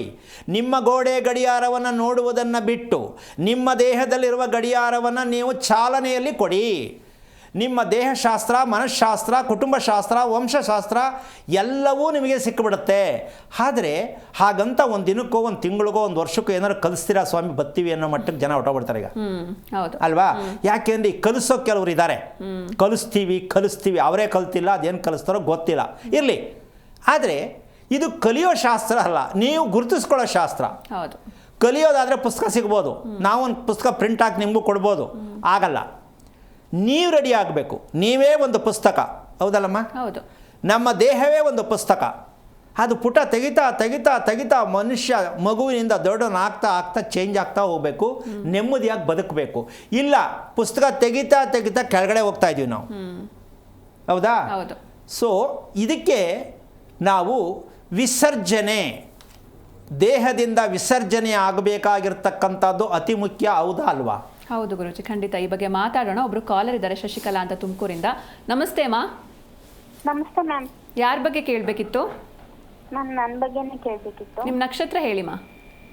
ಉತ್ತರಾಷಾಢ ನಕ್ಷತ್ರ ಮ್ಯಾಮ್. ಓಕೆ, ಗುರೂಜಿ ಇದ್ದಾರೆ, ಮಾತಾಡಿ. ಹಲೋ. ಹಲೋ, ಹರಿಯಂ ಗುರುಜಿ. ನಾರಾಯಣ, ಏನಮ್ಮ, ಏನು ಓದಿದ್ಯಾ? ಸರ್ ಇಂಜಿನಿಯರಿಂಗ್ ಗುರುಜಿ, ಇಂಜಿನಿಯರಿಂಗ್ ಓದ್ತಿದ್ದೀನಿ. ಓಕೆ, ಇನ್ನು ಎಷ್ಟು ವರ್ಷ ಓದಬೇಕು? ಇನ್ನು 2 ವರ್ಷ ಇದೆ ಗುರುಜಿ. ಅವಾಗ 2 ವರ್ಷ ಮುಗಿದ್ರೆ ಎಷ್ಟು ವರ್ಷ ಆಗುತ್ತೆ ನಿಮಗೆ? ನನಗೆ 2 ವರ್ಷ ಮುಗಿದ್ರೆ 22 ಆಗುತ್ತೆ, 22 ವರ್ಷ ಆಗುತ್ತೆ. ಅದೇ ಕಂಪ್ಲೀಟ್ ಆದಮೇಲೆ ಏನು ಮಾಡಬೇಕು ಅಂತಿದ್ಯಾ? ಕೆಲ್ಸಕ್ಕೆ ಹೋಗ್ಬೇಕಂತ ಇದ್ದೀನಿ. ಅಷ್ಟೇನಾ ಲೈಫು, ಜೀವನ? ಗುರುಜಿ, ಮನೇಲಿ ಇವಾಗಲೇ ಮದುವೆ ಮಾಡ್ಬೇಕಂತ ಇದ್ದಾರೆ. ಮನೇಲಿ ಮಾಡಬೇಕು ಅಂತೀರ, ನಿನಗೆ ಇಷ್ಟ ಇಲ್ಲ? ಅಂದ್ರೆ ಇಂಜಿನಿಯರಿಂಗ್ ಕಂಪ್ಲೀಟ್ ಆಗಲಿ ಅಂತ ನಾನು. ಏನಕ್ಕಮ್ಮ ಅದು ಇಂಜಿನಿಯರಿಂಗ್ ಕಂಪ್ಲೀಟ್ ಆಗಲಿ ಅಂತ? ಸಂಪಾದನೆ ಮಾಡಬೇಕು ಅಂತನಾ? ಹೌದು. ಸಂಪಾದನೆ ಯಾಕೆ ಬೇಕು? ಮದುವೆಯಾಗಿ ಗಂಡನ ಸಾಕಬೇಕು ಅಂತಲಾ, ಅಪ್ಪ ಅಮ್ಮನ ಸಾಕಬೇಕು ಅಂತಲಾ? ಅಪ್ಪ ಅಮ್ಮನ ಸಾಕ್ಬೇಕಂತ. ಗಂಡನ ಮನೆಗೆ ಹೋದ್ಮೇಲೆ ಅಪ್ಪ ಅಮ್ಮನಿಗೆ ಸಾಕ್ತೀಯಾ? ಸಂಬಳ ಅಲ್ಲಿಗೆ ಕೊಡ್ಬೇಕಾಗತ್ತಲ್ಲ? ಅಂದ್ರೆ ಇನ್ನೂ ಮದುವೆ ಮಾಡಿಲ್ವಲ್ಲ ಗುರು. ಅಮ್ಮ, ಮದುವೆ ಆದಮೇಲೆ ಹೇಳ್ತೀನಿ, ಮದುವೆ ಆದಮೇಲೆ ಏನು ತಗೋತೀಯ ತೀರ್ಮಾನ? ನೀನು ಗಂಡನ ಕೊಡೋದ, ಅಪ್ಪ ಅಮ್ಮನ ಕೊಡೋದ? ಇದು ಬರುತ್ತಾ ಇಲ್ವಾ ತಲೆನೋವು? ಬರುತ್ತೆ ಗುರುಜಿ. ಈಗ ಏನು ಹೇಳ್ತೀಯ ಸ್ವಲ್ಪ ಹೇಳ್ಬಿಡು, ನಾನು ಏನು ತಿಳ್ಕೊಂಡಿದ್ದೆ ಅಂತ ಹೇಳ್ತೀನಿ. ಗಂಡನ ಕೊಡೋದ, ಅಪ್ಪ ಅಮ್ಮನ ಕೊಡೋದ? ಗಂಡನಿಗೆ ಕೊಡ್ಬೇಕಲ್ವ ಗುರುಜಿ. ಮತ್ತು ಅವನಿಗೆ ಕೊಡೋಕೆ ನೀನು ಯಾಕೆ ಓದಬೇಕಮ್ಮ? ಅಂದರೆ ನೀನೇ ಅವನು ಸಾಕಬೇಕು ಅಂತ ತೀರ್ಮಾನ ಮಾಡಿದ್ಯಾ? ಇಲ್ಲ ಇಲ್ಲ ಮತ್ತು ದುಡ್ಡು ಯಾಕೆ ಕೊಡ್ತೀಯಾ? ಇದು ಪ್ರತಿಯೊಂದು ಹೆಣ್ಣು ಯೋಚನೆ ಮಾಡ್ಬೇಕಲ್ಲಮ್ಮ. ಹೌದು ಗುರುಜಿ. ಅಪ್ಪ ಮತ್ತು ಹೆಣ್ಣಿನ ತಲೆ ಮೇಲೆ ಕಲ್ಲು ಹಾಕ್ತಾ ಇರೋ ಮೊದಲನೇ ಕಲ್ಲು ಅಂದ್ರೆ ಇದೇನೆ. ಅಲ್ಲ ರೀ, ಅವ್ರ ಕಾಲ ಮೇಲೆ ಅವ್ರು ನಿಂತ್ಕೊಳ್ಳಿ ಅಂದರೆ ಗಂಡ ಸಿಕ್ಕೋನು ವೇಸ್ಟ್ ಬಾಡಿ ಸಿಗ್ತಾನೆ ಅಂತ ನೀವೇ ತೀರ್ಮಾನ ಮಾಡಿದ್ರಿ. ಯಾರು ತೀರ್ಮಾನ? ಮದುವೆ ಮಾಡೋಕ್ಕೆ ಮುಂಚೆನೇ ಅವಳ ಕಾಲ ಮೇಲೆ ಅವ್ಳು ನಿಂತ್ಕೊಂಡ್ರೆ ಗಂಡ ವೇಸ್ಟ್ ಬಾಡಿ ಅಂತ ಗೊತ್ತಾಯಿತು. ಅಥವಾ ಬಿಟ್ಬಿಟ್ರು ಇವಳು ಸಮರ್ಥನೆ ಮಾಡಬೇಕು, ಫೇಸ್ ಮಾಡಬೇಕು, ಅಥವಾ ಸರಿ ಇಲ್ಲ ಅಂದರೂ ಸಮರ್ಥನೆ ಮಾಡಬೇಕು. ಇವರೇ ಕ್ಲೀನಾಗಿ ಬರೆದುಬಿಟ್ರಲ್ಲ ಸ್ಟೋರಿ. ಇನ್ನು ಮದುವೆ ಯಾಕೆ? ಹಾಗಂತ ಹೆಣ್ಣು ಮಕ್ಕಳಿಗೆ ವಿದ್ಯೆ ಕೊಡಬಾರ್ದು ಅಂತ ನಾನು ಹೇಳ್ತಿಲ್ಲ. ಅಪ್ಪ ಅಮ್ಮನ ಮೈಂಡಲ್ಲಿ ಇದು ಯಾಕೆ ಹೋಗ್ತಾ ಇಲ್ಲ? ಇದು ಯಾವಾಗ ಹೇಳ್ತಾರೆ ಗೊತ್ತೇನಮ್ಮ? ಮದುವೆ ಮಾಡೋಕ್ಕೆ ಕಷ್ಟ ಆಗಿ ಒಪ್ಪಲಿಲ್ಲ ಆದಾಗ ಬೈಕೋತಾರೆ, ನಾನು ತಪ್ಪು ಮಾಡಿಬಿಟ್ಟೆ, ಹೈಸ್ಕೂಲಿಗೆ ನಿಲ್ಲಿಸ್ಬಿಡ್ಬೇಕಿತ್ತು, ಎಂಥ ಎಡವಟ್ಟು ಮಾಡ್ಕೊಂಡೆ, ತಲೆ ಗುದ್ಕೋತಾರೆ. ಆಗತ್ತಾ ಇಲ್ವಾ? ಅಲ್ಲಿ ಹಂಗೋ ಮಾಡಿ ಪ್ಯಾಚ್ ಮಾಡಿ ಮದುವೆ ಮಾಡಿಬಿಡ್ತಾರೆ ಅಂತ ಇಟ್ಕೊಳ್ಳೋಣ. ಅಲ್ಲಿ ಸರಿ ಇಲ್ಲ, ಮ್ಯಾಚಿಂಗ್ ಅಂತ ರಿವರ್ಸ್ ಬರುತ್ತಲ್ಲ. ನಾವು ಓದಿಸಿದ ತಪ್ಪಾಯಿತು, ಹುಡುಗ ಕಮ್ಮಿ ಓದವನಂತೆ, ಇವಳು ಜಾಸ್ತಿ ಓದವಳೆ, ಅಹಂಕಾರ ಜಾಸ್ತಿ, ಇವರೇ ಸ್ಟೋರಿ ಬರೀತಾರೆ. ಹೌದು ಅಮ್ಮ, ಒಂದೊಂದು ಪ್ರಾಬ್ಲಮ್ ಮಾಡಿ ಆ ಮಕ್ಕಳ ತಲೆ ಮೇಲೆ ಕಲ್ಲೇ ಹಾಕ್ತಾ ಇದ್ದಾರೆ ಹೊರತು ಗೊತ್ತಿಲ್ಲದೆ ಮಕ್ಕಳ ಮೇಲೆ ತಲೆಯ ಮೇಲೆ ಕಲ್ಲು ಹಾಕುತ್ತಿರುವವರೇ ಪೋಷಕರು ಅಂತ ನೀವು ಎಲ್ಲಿವರೆಗೂ ತಿಳ್ಕೊಳ್ಳಲ್ವೋ. ಪ್ರತಿಯೊಂದು ವಯಸ್ಸು ಹೆಂಗೆ ಮಗುಗೆ ಬೆಳೀತಾ ಹೋಗುತ್ತೆ, ಹೆಣ್ಣು ಮಗುಗೆ ಒಂದೊಂದು ವರ್ಷ ಹೆಚ್ಚಿಗೆ ಆದಂಗೆ ತಂದೆ ತಾಯಿ ಜವಾಬ್ದಾರಿ ಜಾಸ್ತಿ ಆಗ್ತಾ ಹೋಗುತ್ತೆ. ಆ ವಯಸ್ಸಿಗೆ ಅನುಸಾರವಾಗಿ ನಮ್ಮ ಪ್ರತಿಕ್ರಿಯೆಗಳು ಮಕ್ಕಳ ಮೇಲೆ ಎಷ್ಟು ಮಟ್ಟಿಗೆ ಬೀರಬೇಕು ಅಂತ ತಂದೆ ತಾಯಿಗಳು ಎಚ್ಚರಿಕೆ ತೊಗೊಂಡ್ರೆ ಮಕ್ಕಳ ಬಗ್ಗೆ ನೀವು ಯೋಚನೆ ಮಾಡಬೇಕಾಗಿಲ್ಲ, ಮಕ್ಕಳ ಬಗ್ಗೆ ಭಯ ಬೀಳಬೇಕಾಗಿಲ್ಲ, ಮದುವೆಗೆ ಹೋಗೋ ಕಾಯಬೇಕಾಗಿಲ್ಲ. ನಾವು ಮಾಡ್ತಾ ಇರೋ ತಪ್ಪು ಎಲ್ಲಿ ಮಾಡ್ತಾ ಇದ್ದೀವಿ ಅಂದರೆ ಒಂದೇ ಗುರಿ, ಎಜುಕೇಷನ್ ಬೇಕಷ್ಟೆ. ಚೆನ್ನಾಗಿ ಓದಬೇಕು ನನ್ನ ಮಗಳು, ಒಳ್ಳೆ ಕೆಲಸ ತಗೋಬೇಕು, ಅಷ್ಟೇ ನಮ್ಮ ಓದಿದ ಆ ಮಗು ಹುಟ್ಟಿದಕ್ಕೆ ಇದೇನ ಕೊಡೋದು ಅಪ್ಪ ಅಮ್ಮ.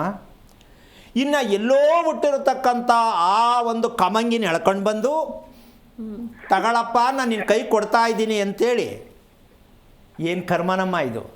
ಅವನು ಹೆಂಗಿರ್ತಾನೋ, ಅವನ ಹಿಂದೆ ಕಲ್ಯಾಣ ಗುಣಗಳು ಏನೇನಿರುತ್ತೋ, ಅವನ ಹಿಂದೆಲ್ಲಿ ಏನೇನು ಟಾಟಾ ಮಾಡಿ ಬಂದಿರ್ತಾನೋ, ಫ್ರೆಶ್ ಹುಡುಗ ಅಂತ, ಫ್ರೆಶ್ಶು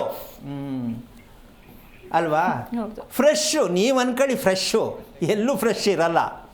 ಆದರೆ ನಾವು ನೋಡಿದಾಗ ಫ್ರೆಶ್ಶು, ಹಿಂದೆ ಎಲ್ಲ ಕೇಳಬಾರ್ದು ಏನನ್ನು. ಈ ಮಟ್ಟಕ್ಕೆ ನಾವು ಹೋಗಿದ್ದೀವಿ. ಯಾಕೆ? ವಿದ್ಯೆ ಅನ್ನೋದ್ರಿಂದ ಈ ರೀತಿಯಾಗಿ ನಾವು ಮುಂದಕ್ಕೆ ಹೋಗ್ತಾ ಇದ್ದೀವಿ. ಪಾಪ ಈ ಹುಡುಗಿ ಕನಸೇನು ಇಂಜಿನಿಯರಿಂಗ್ ಕಂಪ್ಲೀಟ್ ಮಾಡಬೇಕು ಸರಿ. ಅದಾದಮೇಲೆ ನಾನು ಮದುವೆ ಮನೇಲಿ ಮಾಡ್ತಾವ್ರೆ ಅಂದರೆ ಇವಳಿಗೆ ಮದುವೆ ಮಾಡ್ಕೊಳ್ಳೋಕೆ ಇಷ್ಟ ಇಲ್ಲ, ಮಾಡ್ತಾರೇನು ಅಂತ ಪಾಪ ಅಂತ ಇದೆ. ಅಮ್ಮ, ನಿನ್ಗೆ ಅರ್ಥ ಆಗ್ತಾ ಇದೆ ಹೇಳ್ತಾ ಇರೋದು? ಬೇಜಾರಾಗ್ತಾ ಇದೆಯಾ? ಅರ್ಥ ಆಗ್ತೈತೆ ಗುರುಜಿ. ಯಾಕೆಂದ್ರೆ ನಿಮ್ಮಂಥ ಓದಿರೋ ಹೆಣ್ಣು ಮಕ್ಳಿಗೆ ಅರ್ಥ ಆಗಲಿ ಅಂತ ಹೇಳ್ತಾ ಇದ್ದೀನಿ. ಈಗ ಪ್ರಶ್ನೆಗೆ ನಿಮ್ಮ ಹತ್ರ ಬರ್ತೀನಿ. ಈಗ ನಿನಗೆ ನೆಮ್ಮದಿಯಾಗಿ ಖುಷಿಯಾಗಿ ನಾನು ನಿದ್ದೆ ಮಾಡ್ತೀನಿ, ಊಟ ಮಾಡ್ತೀನಿ, ಎರಡರಲ್ಲಿ ಯಾವ್ದು ನೆಮ್ಮದಿ ಇದೆ ನಿನಗೆ? ಊಟ ಮಾಡೋದು ನೆಮ್ಮದಿನ, ನಿದ್ದೆ ಮಾಡೋದು ನೆಮ್ಮದಿನ? ಮಾಡ್ತೀನಿ ಅಮ್ಮ. ಬಟ್ ನಿದ್ದೆಲಿ ಗುರುಜಿ ಎರಡು ಮಾಡ್ತೀನಿ, ನಿದ್ದೆಲಿ ಮಧ್ಯದಲ್ಲಿ ಎಚ್ಚರಿಕೆ ಆಗುತ್ತೆ. ಈಗ ನಿದ್ದೆಲಿ ಎಚ್ಚರಿಕೆ ಆಗಬೇಕಾ, ಚೆನ್ನಾಗಿ ನಿದ್ದೆ ಮಾಡಬೇಕಾ? ಚೆನ್ನಾಗಿ ನಿದ್ದೆ ಮಾಡ್ಬೇಕು. ಕನಸು ಎಷ್ಟು ಬೀಳುತ್ತೆ ನಿಂಗೆ? ಡೈಲಿ ಒಂದೊಂದು ಬೀಳುತ್ತೆ ಗುರುಜಿ, ಬಟ್ ದೇವ್ರೇ ಇರುತ್ತೆ ಕನ್ಸಲ್ಲಿ. ಸರಿನಮ್ಮ, ಇನ್ನೇ ನಿನಗೆ ದೇವರೇ ಕಾಣ್ತಾನೆ ಕನಸಲ್ಲಿ ಅಂದರೆ ನಿನ್ನ ಕಥೆ ಏನು? ಆದರೆ ನಮಗೆ ಒಂದು ವಿಷಯ, ಈಗ ಈ ಹುಡುಗಿ ತುಂಬ ಒಳ್ಳೆ ಸಬ್ಜೆಕ್ಟು. ಕೆಲವರು ದೇವ್ರ ಕಂಡ್ರೆ ದೇವರೇ ನನಗೆ ಬರ್ತಾವನೆ ಹೊಸ ಪ್ರತ್ಯಕ್ಷ ಆಗ್ಬಿಟ್ಟ ಅಂತ ಅನ್ಕೋತಾರೆ. ನಿಜವಾಗ್ಲೂ ದೇವರು ಡೈರೆಕ್ಟಾಗಿ ಕಾಣಿಸ್ಬಾರ್ದು. ಡೈರೆಕ್ಟಾಗಿ ಕನಸಲ್ಲಿ ದೇವರು ಕಾಣಿಸ್ಬಾರ್ದು. ಯಾಕದು ಕಾಣಿಸುತ್ತೆ ಅಂದರೆ ನಿನ್ನ ನೆಮ್ಮದಿ ಹಾಳಾಗಿದೆ, ಮುಂದಕ್ಕೆ ನಿನಗೆ ತುಂಬ ಕಷ್ಟ ಆಗತ್ತೆ ಅಂತಕ್ಕಂತಹ ಸತ್ತಿರುವ ವ್ಯಕ್ತಿಗಳು ದೇವರ ರೂಪದಲ್ಲಿ ಪ್ರತ್ಯಕ್ಷ ಕಾಣಿಸ್ತಾರೆ. ಸತ್ತಿರೋ ವ್ಯಕ್ತಿಗಳು ದೇವರ ರೂಪದಲ್ಲಿ ಕಾಣಿಸ್ತಾರೆ. ಇವರು ಅಯ್ಯೋ ನನಗೆ ಬರೀ ಶಿವನೇ ಕಾಣ್ತಾ, ರಾತ್ರಿ 2 ಆನೆ ಬಂದಿತ್ತು, ಗಣಪತಿ ಬಂದು ನನಗೆ ಆಶೀರ್ವಾದ ಮಾಡ್ದ, ಇದೆಲ್ಲ ಕಥೆಯೆಲ್ಲ ಹೇಳ್ತಾರೆ. ನಾವು ಕನಸು ಬೀಳ್ತು ಅಂತ, ಏನು ಖುಷಿಯೋ ಖುಷಿ, ದೇವರೇ ಬರ್ತದಂತೆ ಕನಸಲ್ಲಿ ಅಂತ. ಹಂಗಿದ್ದ ಮೇಲೆ ನಾವು ಪ್ರಶ್ನೆ ಆಗಬೇಕು, ದೇವರೇ ಕನಸಿಗೆ ಬಂದಮೇಲೆ ಹೌದು ದೇವ್ರ ಮುಟ್ಟು ಪೂಜೆ ಮಾಡೋರಿಗೆ ಸಮಸ್ಯೆ ಆಗಿ ಬರಬೇಕು ಅಲ್ವೇನಮ್ಮ? ಇಲ್ಲಿ ನಾವು ಫಸ್ಟ್ ತಿಳ್ಕೋಬೇಕು ಏನು ಅಂತಂದರೆ, ಅರೆ ಪ್ರಜ್ಞಾ ಸ್ಥಿತಿಯಲ್ಲಿ ಅರ್ಧಂಬರ್ಧ ನಿದ್ದೆ ಯಾರಿರ್ತಾರೋ ಅಂಥವ್ರಿಗೆ ಕನಸಿನ ಸುರಿಮಳೆ ಬೀಳ್ತಾನೇ ಇರ್ತದೆ. ಅಯ್ಯೋ ಕಣ್ಣು ಮುಚ್ಚಿದ್ರೆ ಸಾಕು ಸ್ವಾಮಿ ನರಕ ಅಂತಾರೆ ಒಬ್ಬರು. ಇಲ್ಲ ಅಂತ್ಯಮ್ಮ, ಇದು ಸತ್ಯ ಗುರು. ಕನಸುಗಳು ಬೀಳುವುದಕ್ಕೆ ಕಾರಣ ಮಾನಸಿಕ ರೋಗಿಗಳಿಗೆ ಮಾತ್ರ ಕನಸು ಬೀಳುತ್ತೆ ಹೊರತು, ಇನ್ನೊಂದು ಸಲ ಹೇಳ್ತೀನಿ, ಕನಸು ಬೀಳುವುದು ಮಾನಸಿಕ ರೋಗಿಗಳಿಗೆ, ಮನಸ್ಸು ಶಾಂತಿ ಇಲ್ಲದವರಿಗೆ, ಆರೋಗ್ಯ ಚೆನ್ನಾಗಿಲ್ಲದವರಿಗೆ, ದೇಹ ಯೋಚನೆ ಮಾಡುವಂಥವರಿಗೆ ಕನಸು ಬೀಳ್ತಾನೇ ಇರುತ್ತೆ. ಮನಿಕೋಬೇಕಲ್ಲ, ಎಲ್ಲರೂ ಮನಗವರೇ ಅಂತ ಬಲವಂತದ ನಿದ್ದೆಯಿಂದ ಈ ಉತ್ತರಾಷಾಢ ನಕ್ಷತ್ರದ ಮಗು ಬಂದಿದೆ. ಇವ್ರ ಅಮ್ಮನ ಕೇಳಬೇಕು, ಎಷ್ಟು ಚೆನ್ನಾಗಿ ನಿದ್ದೆ ಮಾಡಿದ್ಯಾ ತಾಯಿ ಅಂತ. ಯಾರಮ್ಮನ? ಇವ್ರ ಅಮ್ಮನ ಕೇಳಿದ್ರೆ ಹಿಸ್ಟ್ರಿ ಸಿಕ್ಕತ್ತೆ. ಅಮ್ಮ ಅರ್ಥ ಆಯ್ತಾ ನಿಂಗೆ? ಗುರುಜಿ ಅರ್ಥ ಆಯ್ತು. ನಿಮ್ಮ ಅಮ್ಮನ ಹಿಸ್ಟ್ರಿ ತಗೊಂಡಿದ್ಯಾ ನೀನು? ನಮ್ಮ ಅಮ್ಮನ ಇಷ್ಟು ತಿಳಿದಿಲ್ಲ ಗುರುಜಿ. ಅಲ್ಲಮ್ಮ, ನಿದ್ದೆ ಕ್ವಾಲಿಟಿ ನಿಮ್ಮ ಅಮ್ಮನ ಚೆನ್ನಾಗಿದೆಯಾ ಅಂತ ಒಪ್ಪಿಸಿದ್ವಿ. ಚೆನ್ನಾಗಿ ಮಾಡಲ್ಲ, ಅವರು ಎಚ್ಚರಿಕೆ ಆಗ್ತಾರೆ. ಅಂದ ಮೇಲೆ ನಿಂದು ಈಗ ನಿನ್ಗೆ ಅರ್ಥ ಆಗಬೇಕು, ನಮ್ಮ ಅಮ್ಮ ಎಷ್ಟು ನೆಮ್ಮದಿಯಾಗಿದ್ದಾರಾ, ಆರೋಗ್ಯವಾಗಿದ್ದಾರಾ ಅಂತ ತಿಳ್ಕೊ. ಈಗ ನೀನು ಜೆರಾಕ್ಸ್ ಆಗಿದೆಯಾ ಅಂತ ತಿಳ್ಕೊ. ಈಗ ನೀನು ಓದಬೇಕಾ, ಇದನ್ನ ರಿಪೇರಿ ಮಾಡ್ಕೋಬೇಕಾ? ಇದನ್ನ ರಿಪೇರಿ ಮಾಡ್ಕೊಬೇಕು ಗುರುಜಿ. ಈಗ ನೀನು ಕೇಳಿದ್ದೇನು, ಇಂಜಿನಿಯರಿಂಗ್ ಓದ್ತಾ ಇದ್ದೀನಿ, ಆಮೇಲೆ ಮನೇಲಿ ಮದುವೆ ಮಾಡಬೇಕು ಅಂತಿದ್ದಾರೆ. ಏನಮ್ಮ ಈ ಬಲವಂತ ಜೀವನ, ಯಾಕಮ್ಮ ಬೇಕಿದು? ಹಾಂ, ಕಣ್ಣು ತುಂಬಿಸ್ಕೊಂಡು ನಿದ್ದೆ ಮಾಡಿಬಿಟ್ರೆ ಸಾಕಮ್ಮ ನಿನಗೆ. ಇಂಜಿನಿಯರಿಂಗ್ ಅಲ್ಲ, ಇಡೀ ಭಾರತ ದೇಶನ ಕೊಂಡ್ಕೊಳ್ಳೋಷ್ಟು ಮಟ್ಟಕ್ಕೆ ಶಕ್ತಿ ಬರಬೇಕು ನಿನ್ನ ದೇಹಕ್ಕೆ. ದೇಹದಲ್ಲಿ ಶಕ್ತಿ ಬೇಕು ಅಂತೀಯ, ಬೇಡ ಅಂತೀಯ? ಬೇಕು ಗುರುಜಿ. ಈಗ ನಿನ್ನ ಪ್ರಕಾರ ನಾನು ಕೆಲಸ ಮಾಡಬೇಕು, ಇಷ್ಟು ಗಂಟೆಗೆ ಈ ಕೆಲಸ ಆಗಬೇಕು ಅಂತ ಅನ್ಕೋತೀಯ, ಮಾಡೋಕ್ಕಾಗಿದೆಯಾ? ಇಲ್ಲ ಗುರುಜಿ. ಈಗ ಇದಕ್ಕೆ ಕಾರಣ ಏನು ಹೇಳಿ ನೋಡೋಣ. ದೇಹದಲ್ಲಿ ಯಾರಿಗೆ ಶಕ್ತಿ ಇಲ್ಲವೋ ಅವರು ಬರೀ ಬುಕ್ಕಲ್ಲಿ ಬರೀತಾರೆ. ಏನು, ಬೆಳಿಗ್ಗೆ ಇಷ್ಟು ಗಂಟೆಗೆ ಹೇಳ್ಬೇಕು, ರಾತ್ರಿಗೆ ಇಷ್ಟು ಗಂಟೆಗೆ ಮಲ್ಕೋಬೇಕು, ಬುಕ್ಕಲ್ಲಿ ಬರೀತಾರೆ. ಅದನ್ನು ಪಾಲಿಸೋಕ್ಕಾಗಲ್ಲ. ಕಾರಣ, ದೇಹದಲ್ಲಿ ಯಾರಿಗೆ ಶಕ್ತಿ ಇಲ್ಲವೋ ಅವರ ದೇಹ ಅವ್ರು ಹೇಳ್ದಂಗೆ ಕೇಳಲ್ಲ. ಅಯ್ಯೋ ಅನ್ಕೋತೀನಿ, ಮಾಡೋಕ್ಕಾಯ್ತಾ ಇಲ್ವಲ್ಲ. ಬೆಳಿಗ್ಗೆ ಬೇಗ ಹೇಳಬೇಕು, ಹೇಳೋಕ್ಕಾಗ್ತಾ ಇಲ್ವಲ್ಲ. ರಾತ್ರಿ ಮಲ್ಕೊಂಡು ನಿದ್ದೆ ಬರಬೇಕು, ಬರ್ತಾ ಇಲ್ವಲ್ಲ. ದೇಹದಲ್ಲಿ ಶಕ್ತಿ ಇಲ್ವಲ್ಲ. ಅರ್ಥ ಆಗ್ತಾ ಇದೆಯೇನಮ್ಮ? ಈ ರೀತಿ ಹುಡುಗಿ ಪ್ರತಿದಿನ ದೇವ್ರು ಕಾಣಿಸ್ತಾ ಇದೆ. ಇನ್ನು ದೊಡ್ಡವ್ರಿಗೆ ಏನಾರು ಹೇಳ್ಬಿಟ್ರೆ ಭಾರಿ ಒಳ್ಳೇದು ಬಿಡು, ದೇವ್ರು ಕನಸಿಗೆ ಬರ್ತಾ ಇದ್ದಾನಾ, ಒಳ್ಳೇದಾಯ್ತು ಬಿಡು ಅಂತ ಹೇಳ್ಕೊಡ್ತಾರೆ. ಅಲ್ಲೂ ತಲೆ ಮೇಲೆ ಕಲ್ಲು ಹಾಕ್ತಾರೆ, ಯಾಕಂದ್ರೆ ಅವ್ರಿಗೂ ಗೊತ್ತಿಲ್ಲ. ಹಾಗಾಗಿ ನೀನು ಮಾಡಬೇಕಾದ ಕೆಲಸ ಇಷ್ಟೇ. ನಿನ್ನ ಕಣ್ಣಿನಲ್ಲಿ ಉರಿ ಅಥವಾ ನವೆ, ಸ್ನಾನ ಮಾಡಿದಾಗ ತಲೆ ಕೂದಲು ನಿನಗೆ ಹೇಗನ್ಸತ್ತೆ? ಮಾಡಿದಾಗ ತಲೆ ಕೂದಲು ಫುಲ್ಲು ಉರಿಯುತ್ತೆ, ಕಣ್ಣಲ್ಲಿ ನೀರು ಹರಿಯುತ್ತಾ ಇರುತ್ತೆ, ಯಾವಾಗ್ಲೂ ಉರಿಯುತ್ತೆ, ಎಲ್ಲ ಇದೆ ಸಮಸ್ಯೆ ಗುರುಜಿ. ಅಲ್ಲಮ್ಮ, ಸಮಸ್ಯೆ ಅನ್ಕೋತೀಯ. ಇಂಜಿನಿಯರಿಂಗ್ ಕೇಳ್ದಲ್ಲ ನೀನು, ನನಗೆ ಕಣ್ಣು ಯಾಕೆ ಉರಿತೆ ಅಂತ ಕೇಳಿಲ್ಲ ನೀನು. ಇಂಜಿನಿಯರಿಂಗ್ ಓದಬೇಕು ಅಂತ ಕೇಳ್ತಿದ್ಯಾ. ನೀನು ಕೇಳಬೇಕಾಗಿದ್ದೇನು, ನನ್ನ ಆರೋಗ್ಯದ ಬಗ್ಗೆ ಕೇಳಬೇಕು ಅಂತ ನೀನು ತೀರ್ಮಾನ ಮಾಡಬೇಕಿತ್ತು, ಹೌದಾ? ಅದು ಗುರುಜಿ ಕೇಳ್ಬೇಕಂತ ಇದ್ದೆ, ಆದ್ರೆ ಇವಾಗ ಓದ್ತಿದ್ದೀನಲ್ಲ ಅದನ್ನ ಕೇಳ್ದೆ ಅಷ್ಟೇ. ಅಮ್ಮ, ಓದೋದನ್ನ ಉಪ್ಪಿನಕಾಯಿ ಥರ ಇಟ್ಕೋ. ಗುರುಜಿ. ನಿನ್ನ ಆರೋಗ್ಯನ ಊಟದ ಥರ ಇಟ್ಕೋ. ಬೇಕಾ ಬೇಡವಾ? ಬೇಕು ಗುರುಜಿ, ಬೇಕು. ನೀನು ಚೆನ್ನಾಗಿ ಆರೋಗ್ಯ ಇಲ್ಲ ಅಂದರೆ, ಎಕ್ಸಾಮ್ ನಾಳೆ ಅಂದರೆ ರಾತ್ರಿಗಟ್ಟು ಯಾವುದೊಂದು ಜ್ವರ ಬಂದು ಅಡ್ಮಿಟ್ ಆದರೆ ಎಕ್ಸಾಮ್ ಬರೆಯೋರು ಯಾರಮ್ಮ? ಯಾರು ಇಲ್ಲ ಗುರು. ತಪ್ಪು ತಾನೇ ಇದು? ಹೌದು. ನೀನು ಶಕ್ತಿವಂತಳಾಗಬೇಕಾ ಬೇಡವಾ? ಆಗ್ಬೇಕು ಗುರುಜಿ. ಕಣ್ಣಲ್ಲಿ ನೀರು ಸುರಿಯೋದು, ಕಣ್ಣಲ್ಲಿ ಉರಿಯೋದು ತಪ್ಪು ಬೇಕಾ ಬೇಡವಾ? ತಪ್ಪಬೇಕು ಗುರುಜಿ ಅದೊಂದು. ಪೂರ್ಣವಾಗಿ ಚೆನ್ನಾಗಿ ನಿದ್ದೆ ಮಾಡಬೇಕಾ ಬೇಡವಾ? ಮಾಡ್ಬೇಕು ಗುರುಜಿ. ಈಗ ಇಷ್ಟು ಲೀಸ್ಟು ನಾನು ತಿಳ್ಕೊಂಡೆ ಅಂತ ಖುಷಿ ಆಯ್ತಾ ಬೇಜಾರಾಯ್ತಾ? ಖುಷಿ ಆಯ್ತು. ಈಗ ನಿಮ್ಮ ಅಪ್ಪ ಜಾಸ್ತಿ ತಿಳ್ಕೊಬೇಕಂತ. ಒಂದು ನಿಮಿಷ ಕೇಳಿಸ್ಕೊ. ಈಗ ನಿಮ್ಮ ಅಪ್ಪನ ಹತ್ರ ಇದನ್ನು ಡಿಸ್ಕಸ್ ಮಾಡಿ ಮಾತಾಡ್ತೀಯಾ, ನಿಮ್ಮ ಅಮ್ಮನ ಹತ್ರ ಮಾತಾಡ್ತೀಯಾ? ನನಗೆ ಇದು ಬೇಕು, ಯಾರ ಹತ್ರ ಮಾತಾಡ್ತೀಯಾ? ನಮ್ಮ ಅಮ್ಮನ ಹತ್ರ ಮಾತಾಡ್ತೀನಿ. ನಿಮ್ಮ ಅಪ್ಪ ಬಗ್ಗಲ್ವಾ? ನಮ್ಮ ಅಪ್ಪ ಅವರು ಅಂದ್ರೆ ಅವ್ರಿಗೆ ಎಲ್ಲ ಕೇರ್ಲೆಸ್ ಗುರುಜಿ. ಅವ್ರಿಗೆ ಮಕ್ಳ ಬಗ್ಗೆ ತಿಳ್ಕೊಬೇಕು, ನನ್ ಮಕ್ಳು ದೊಡ್ಡವರಾಗಿದ್ದಾರೆ, ಅದ್ರಲ್ಲೆಲ್ಲ ಅವ್ರ ಜವಾಬ್ದಾರಿ. ಅಮ್ಮ ಅದಿದ್ದಿದ್ರೆ ನೀನು ಉತ್ತರಾಷಾಢ ನಕ್ಷತ್ರಕ್ಕೆ ಬರ್ತಾನೇ ಇರಲಿಲ್ಲ. ಅಯ್ಯೋ, ಈಗ ನಿಮ್ಮ ಅಪ್ಪನ್ನ ನೀನು ಏನು ಮಾತಾಡ್ಸೋಕ್ಕಾಗಲ್ಲ. ಹೌದು ಗುರುಜಿ, ಅದೇನು ನಿಜ. ಅದಕ್ಕೋಸ್ಕರವಾಗಿ ನೀನೇನಾದ್ರು ಮಾಡಿ ಕನ್ವಿನ್ಸ್ ಮಾಡ್ತೀನಿ ಅಂತ ನಿಮ್ಮ ಅಮ್ಮನ ಹತ್ರ, ಅಮ್ಮ ನನ್ನ ಪರಿಸ್ಥಿತಿ ಹಿಂಗೆ ಕೇಳಿದೆ ತಿಳ್ಕೊಂಡೆ, ಏನಾದ್ರು ಮಾಡೋಕ್ಕೆ ಪ್ರಯತ್ನ ಮಾಡೋಣ ಅಂತ ನಿಮ್ಮ ಅಮ್ಮನ ಹತ್ರ ಕೇಳು. ನೀನು ಓದೋದು, ನಿನ್ನ ಮದುವೆ ಆಗೋದು, ನಿನ್ನ ಆರೋಗ್ಯ, ನಿನ್ನ ನೆಮ್ಮದಿಯಾದ ನಿದ್ದೆ ಎಲ್ಲವೂ ಕೂಡ ಉತ್ತರಾಷಾಢ ನಕ್ಷತ್ರಕ್ಕೆ ನಾನು ಬರುವ ಕಾರಣ ನಾನು ಹುಡುಗನಾಗಿ ಹುಟ್ಟಬೇಕಿತ್ತು, ಅಪ್ಪಿತಪ್ಪಿ ಹುಡುಗಿ ಹುಟ್ಟುಬಿಟ್ಟಿದ್ದೀನಲ್ಲ ಅಂತ ಯೋಚನೆ ಮಾಡೋದು ಹೋಗಬೇಕು ಅಂದರೆ ನೀನು ತಿಳ್ಕೊಳ್ಳೋಕೆ ಪ್ರಯತ್ನ ಮಾಡು, ಹೆದರ್ಕೋಬೇಡ, ಸಾಧನೆ ಮಾಡು. ಇಲ್ಲಿ ಹುಟ್ಟಿದ್ದು ಹೆಣ್ಣು ಗಂಡು ಲೆಕ್ಕ ಅಲ್ಲ. ನಾನು ಏನೇ ಒಂದು ಸಾಧನೆ ಮಾಡಬೇಕು ಅಂದರೆ ಆರೋಗ್ಯವಾದ ದೇಹ ಇಟ್ಕೋಬೇಕು ಅನ್ನೋ ತೀರ್ಮಾನ ಮಾಡು. ಆರೋಗ್ಯ ದೇಹ ಇಲ್ಲ ಅಂದರೆ ಸಿಗೋ ಗಂಡನಿಗೂ ನೀನು ನೋಡೋಕ್ಕೆ ಖುಷಿಯಾಗಲ್ಲ. ಅಯ್ಯೋ ಇದೇನು ಹಿಂಗೈತೆ ಅಂತ ಸೈಡ್ಗೆ ಹೋಗ್ಬಿಡ್ತಾನೆ. ಕೆಲಸ ಕೊಡಬೇಕಾದ್ರೂ ವೀಕ್ ಇದ್ದಾಳೆ ಅಂತ ನಾಳೆ ಬಾಮ್ಮ ಇನ್ನೊಂದು ಸಲ ಹೇಳ್ ಕಳಿಸ್ತೀವಿ ಅಂತಾರೆ. ದೇಹ ಚೆನ್ನಾಗಿಟ್ಕೊಳ್ಳಿ, ಅದೇ ದುಡ್ಡು ಕೊಡುತ್ತೆ. ದೇಹ ಚೆನ್ನಾಗಿಲ್ಲ, ಶಕ್ತಿ ಚೆನ್ನಾಗಿಲ್ಲ ಅಂದರೆ ಏನು ಓದಿದ್ರು, ಇಂಜಿನಿಯರಿಂಗ್ ಓದಿದ್ರು, IAS ಮಾಡಿದ್ರು ಮೂಲೆ ಗುಂಪಾಗಬೇಕಾಗತ್ತೆ. ಪ್ರತಿಯೊಂದು ಮಕ್ಕಳಿಗೂ ಸತ್ಯ ಅರ್ಥ ಆಗಲಿ ಅಂತ ಹೇಳಿದ್ದೀನಿ. ಯಾರೂ ಎದುರ್ಕೊಳ್ಳದೆ ಸತ್ಯವನ್ನು ತಿಳ್ಕೊಳ್ಳಿ. ಒಳ್ಳೆಯದಾಗಲಿ. ಓಕೆ, ಧನ್ಯವಾದ ಕರೆ ಮಾಡಿದ್ದಕ್ಕೆ ಗುರೂಜಿ. ನೀವಾಗಲೇ ಈ ದೈಹಿಕ ಶಾಸ್ತ್ರದ ಬಗ್ಗೆ ಹೇಳ್ತಾ ಇದ್ರಿ, ಜೊತೆಗೆ ಈ ದೇಹ ವಿಸರ್ಜನೆ ಬಗ್ಗೆ ಕೂಡ ಹೇಳ್ತಾ ಇದ್ರಿ, ಅದನ್ನು ಮುಂದುವರಿಸಿ. ಈಗ ಈ ಹುಡುಗಿ ವಿಷಯದಲ್ಲಿ ನಾನು ಅದೇ ಮಾತಾಡಿದ್ದು. ಕಣ್ಣಲ್ಲಿ ನೀರು ಸುರಿಯುತ್ತೆ, ಕಣ್ಣಲ್ಲಿ ಹುರಿ ಇದೆ. ಇದು ಎಲ್ಲಿ ಹೋಗ್ತಾ ಇದೆ, ಈ ಸಮಸ್ಯೆ ಎಲ್ಲಿಂದ ಬರ್ತಾ ಇದೆ ಅನ್ನೋದು ಗೊತ್ತಾಗಬೇಕಲ್ಲಮ್ಮ. ಹೌದಲ್ಲ? ಈಗ ನಾನು ಅದನ್ನೇ ಪೂರ್ಣವಾಗಿ ಬಿಚ್ಚದೆ ಈಗ ಕಂಪ್ಲೀಟ್ ಕಾರ್ಯಕ್ರಮ ಮುಗಿಯೋವರೆಗೂ ಪೂರ್ತಿ ಆಗಲ್ಲ ಅದು. ಅಷ್ಟು ಸಮಸ್ಯೆ ಬರೀ ವಿಸರ್ಜನೆಯಲ್ಲಿ ತೊಡಕಾಗಿರುವ ಕಾರಣವೇ ಹೊರತು ಇನ್ನೇನು ಕಾಯಿಲೆ ಅಲ್ಲ ಅದು. ವಿಸರ್ಜನಾ ಕ್ರಿಯೆ ಡ್ಯಾಮೇಜ್. ತಾಯಿ ಹೊಟ್ಟೆಯಲ್ಲಿ ಹುಟ್ಟಿದ ದಿನದಿಂದ ಈವನ್ ಟುಡೇವರೆಗೂ ಪ್ರತಿಯೊಂದು ಮಕ್ಕಳಿಗೂ, ಹೆಣ್ಣಾಗಲಿ ಗಂಡಾಗಲಿ, ವಯಸ್ಸಾಗಿರಲಿ, ಚಿಕ್ಕ ಮಗು ಆಗಿರಲಿ, ಹುಟ್ಟಿದ ಮಗುವಿಂದನೇ ಸಮಸ್ಯೆ. ಆ ದಿನದಿಂದನೇ ಪ್ರಾರಂಭ ಮಾಡ್ಕೊಳ್ಳಿ. ಹಾಸ್ಪಿಟ್ಲಲ್ಲೇ ಹುಟ್ಟಲಿ, ಸಿಸರಿನಾರು ಆಗಲಿ, ಏನಾರು ಆಗಲಿ, ಆವತ್ತಿಂದನೇ ಹೊಟ್ಟೆಯನ್ನು ಮುಟ್ಟುವುದಕ್ಕೆ ಪ್ರಯತ್ನ ಮಾಡಿ. ಹೊಟ್ಟೆ ಯಾವ ರೀತಿಯಲ್ಲಿ ಮಗು ಇದೆ ಅಂತ ಅದು ಇನ್ನೂ ಉಸಿರಾಡೋಕ್ಕೆ ಗತಿ ಇಲ್ಲ. ನೀವು ಹೊಟ್ಟೆ ಟೆಸ್ಟ್ ಮಾಡೋದು ಭಾರಿ ಒಳ್ಳೆಯದು. ಟೆಸ್ಟು ಅಂದ್ರೇನು? ಬರೀ ಕೈ ಹಿಡಿ ಸಾಕು. ಹೊಟ್ಟೆಯಲ್ಲಿ ಎಷ್ಟು ಬಿಸಿ ಇದೆ, ಹೊಟ್ಟೆ ಎಷ್ಟು ಬಿಗಿ ಇದೆ, ಇಷ್ಟು ತಿಳ್ಕೊಳ್ಳೋಕ್ಕೆ ಡಾಕ್ಟ್ರ್ ಅವಶ್ಯಕತೆ ಇಲ್ಲ. ಅಂದರೆ ಇದಕ್ಕೆ ತಿಳ್ಕೊಳಕ್ಕಲ್ಲ. ಅವ್ರಿಗೆ ಹೇಳಿದ್ರೆ ಡಾಕ್ಟ್ರು ನೋಡಿ ಒಂಚೂರು ಅಂತಂದರೆ ನಿನ್ನ ಬುದ್ಧಿ ಐತೇನಮ್ಮ ಅಂತಾರೆ. ಹೌದಾ? ಕಾರಣ ಇಷ್ಟೇ, ಇದು ನಮ್ಮ ಜವಾಬ್ದಾರಿ. ಮಗುವಿನ ಹೊಟ್ಟೆ ಹಳ್ಳೆ ಬತ್ತಿ ಥರ ಇರಬೇಕು ಅಂತ ಹಿರಿಯರು ಹೇಳ್ತಿದ್ರು. ಹಳ್ಳೆ ಬತ್ತಿ ಥರ ಸ್ಮೂತಾಗಿರಬೇಕು. ಯಾಕೆ ಅಂದರೆ ತಾಯಿ ಚೆನ್ನಾಗಿ ಮಗು ಸೇಫಾಗಿರಲಿ ಅಂತ ನಾನ್ ವೆಜ್ ತನ್ನಕ್ಕೆ ತಿನ್ನಿಸಿ, ರೆಸ್ಟ್ ಕೊಟ್ಟು, ಮಂಚದ ಮಲಗಿಸಿ ಚೆನ್ನಾಗಿ ಸಾಕ್ಬಿಟ್ಟಿರ್ತಾರೆ.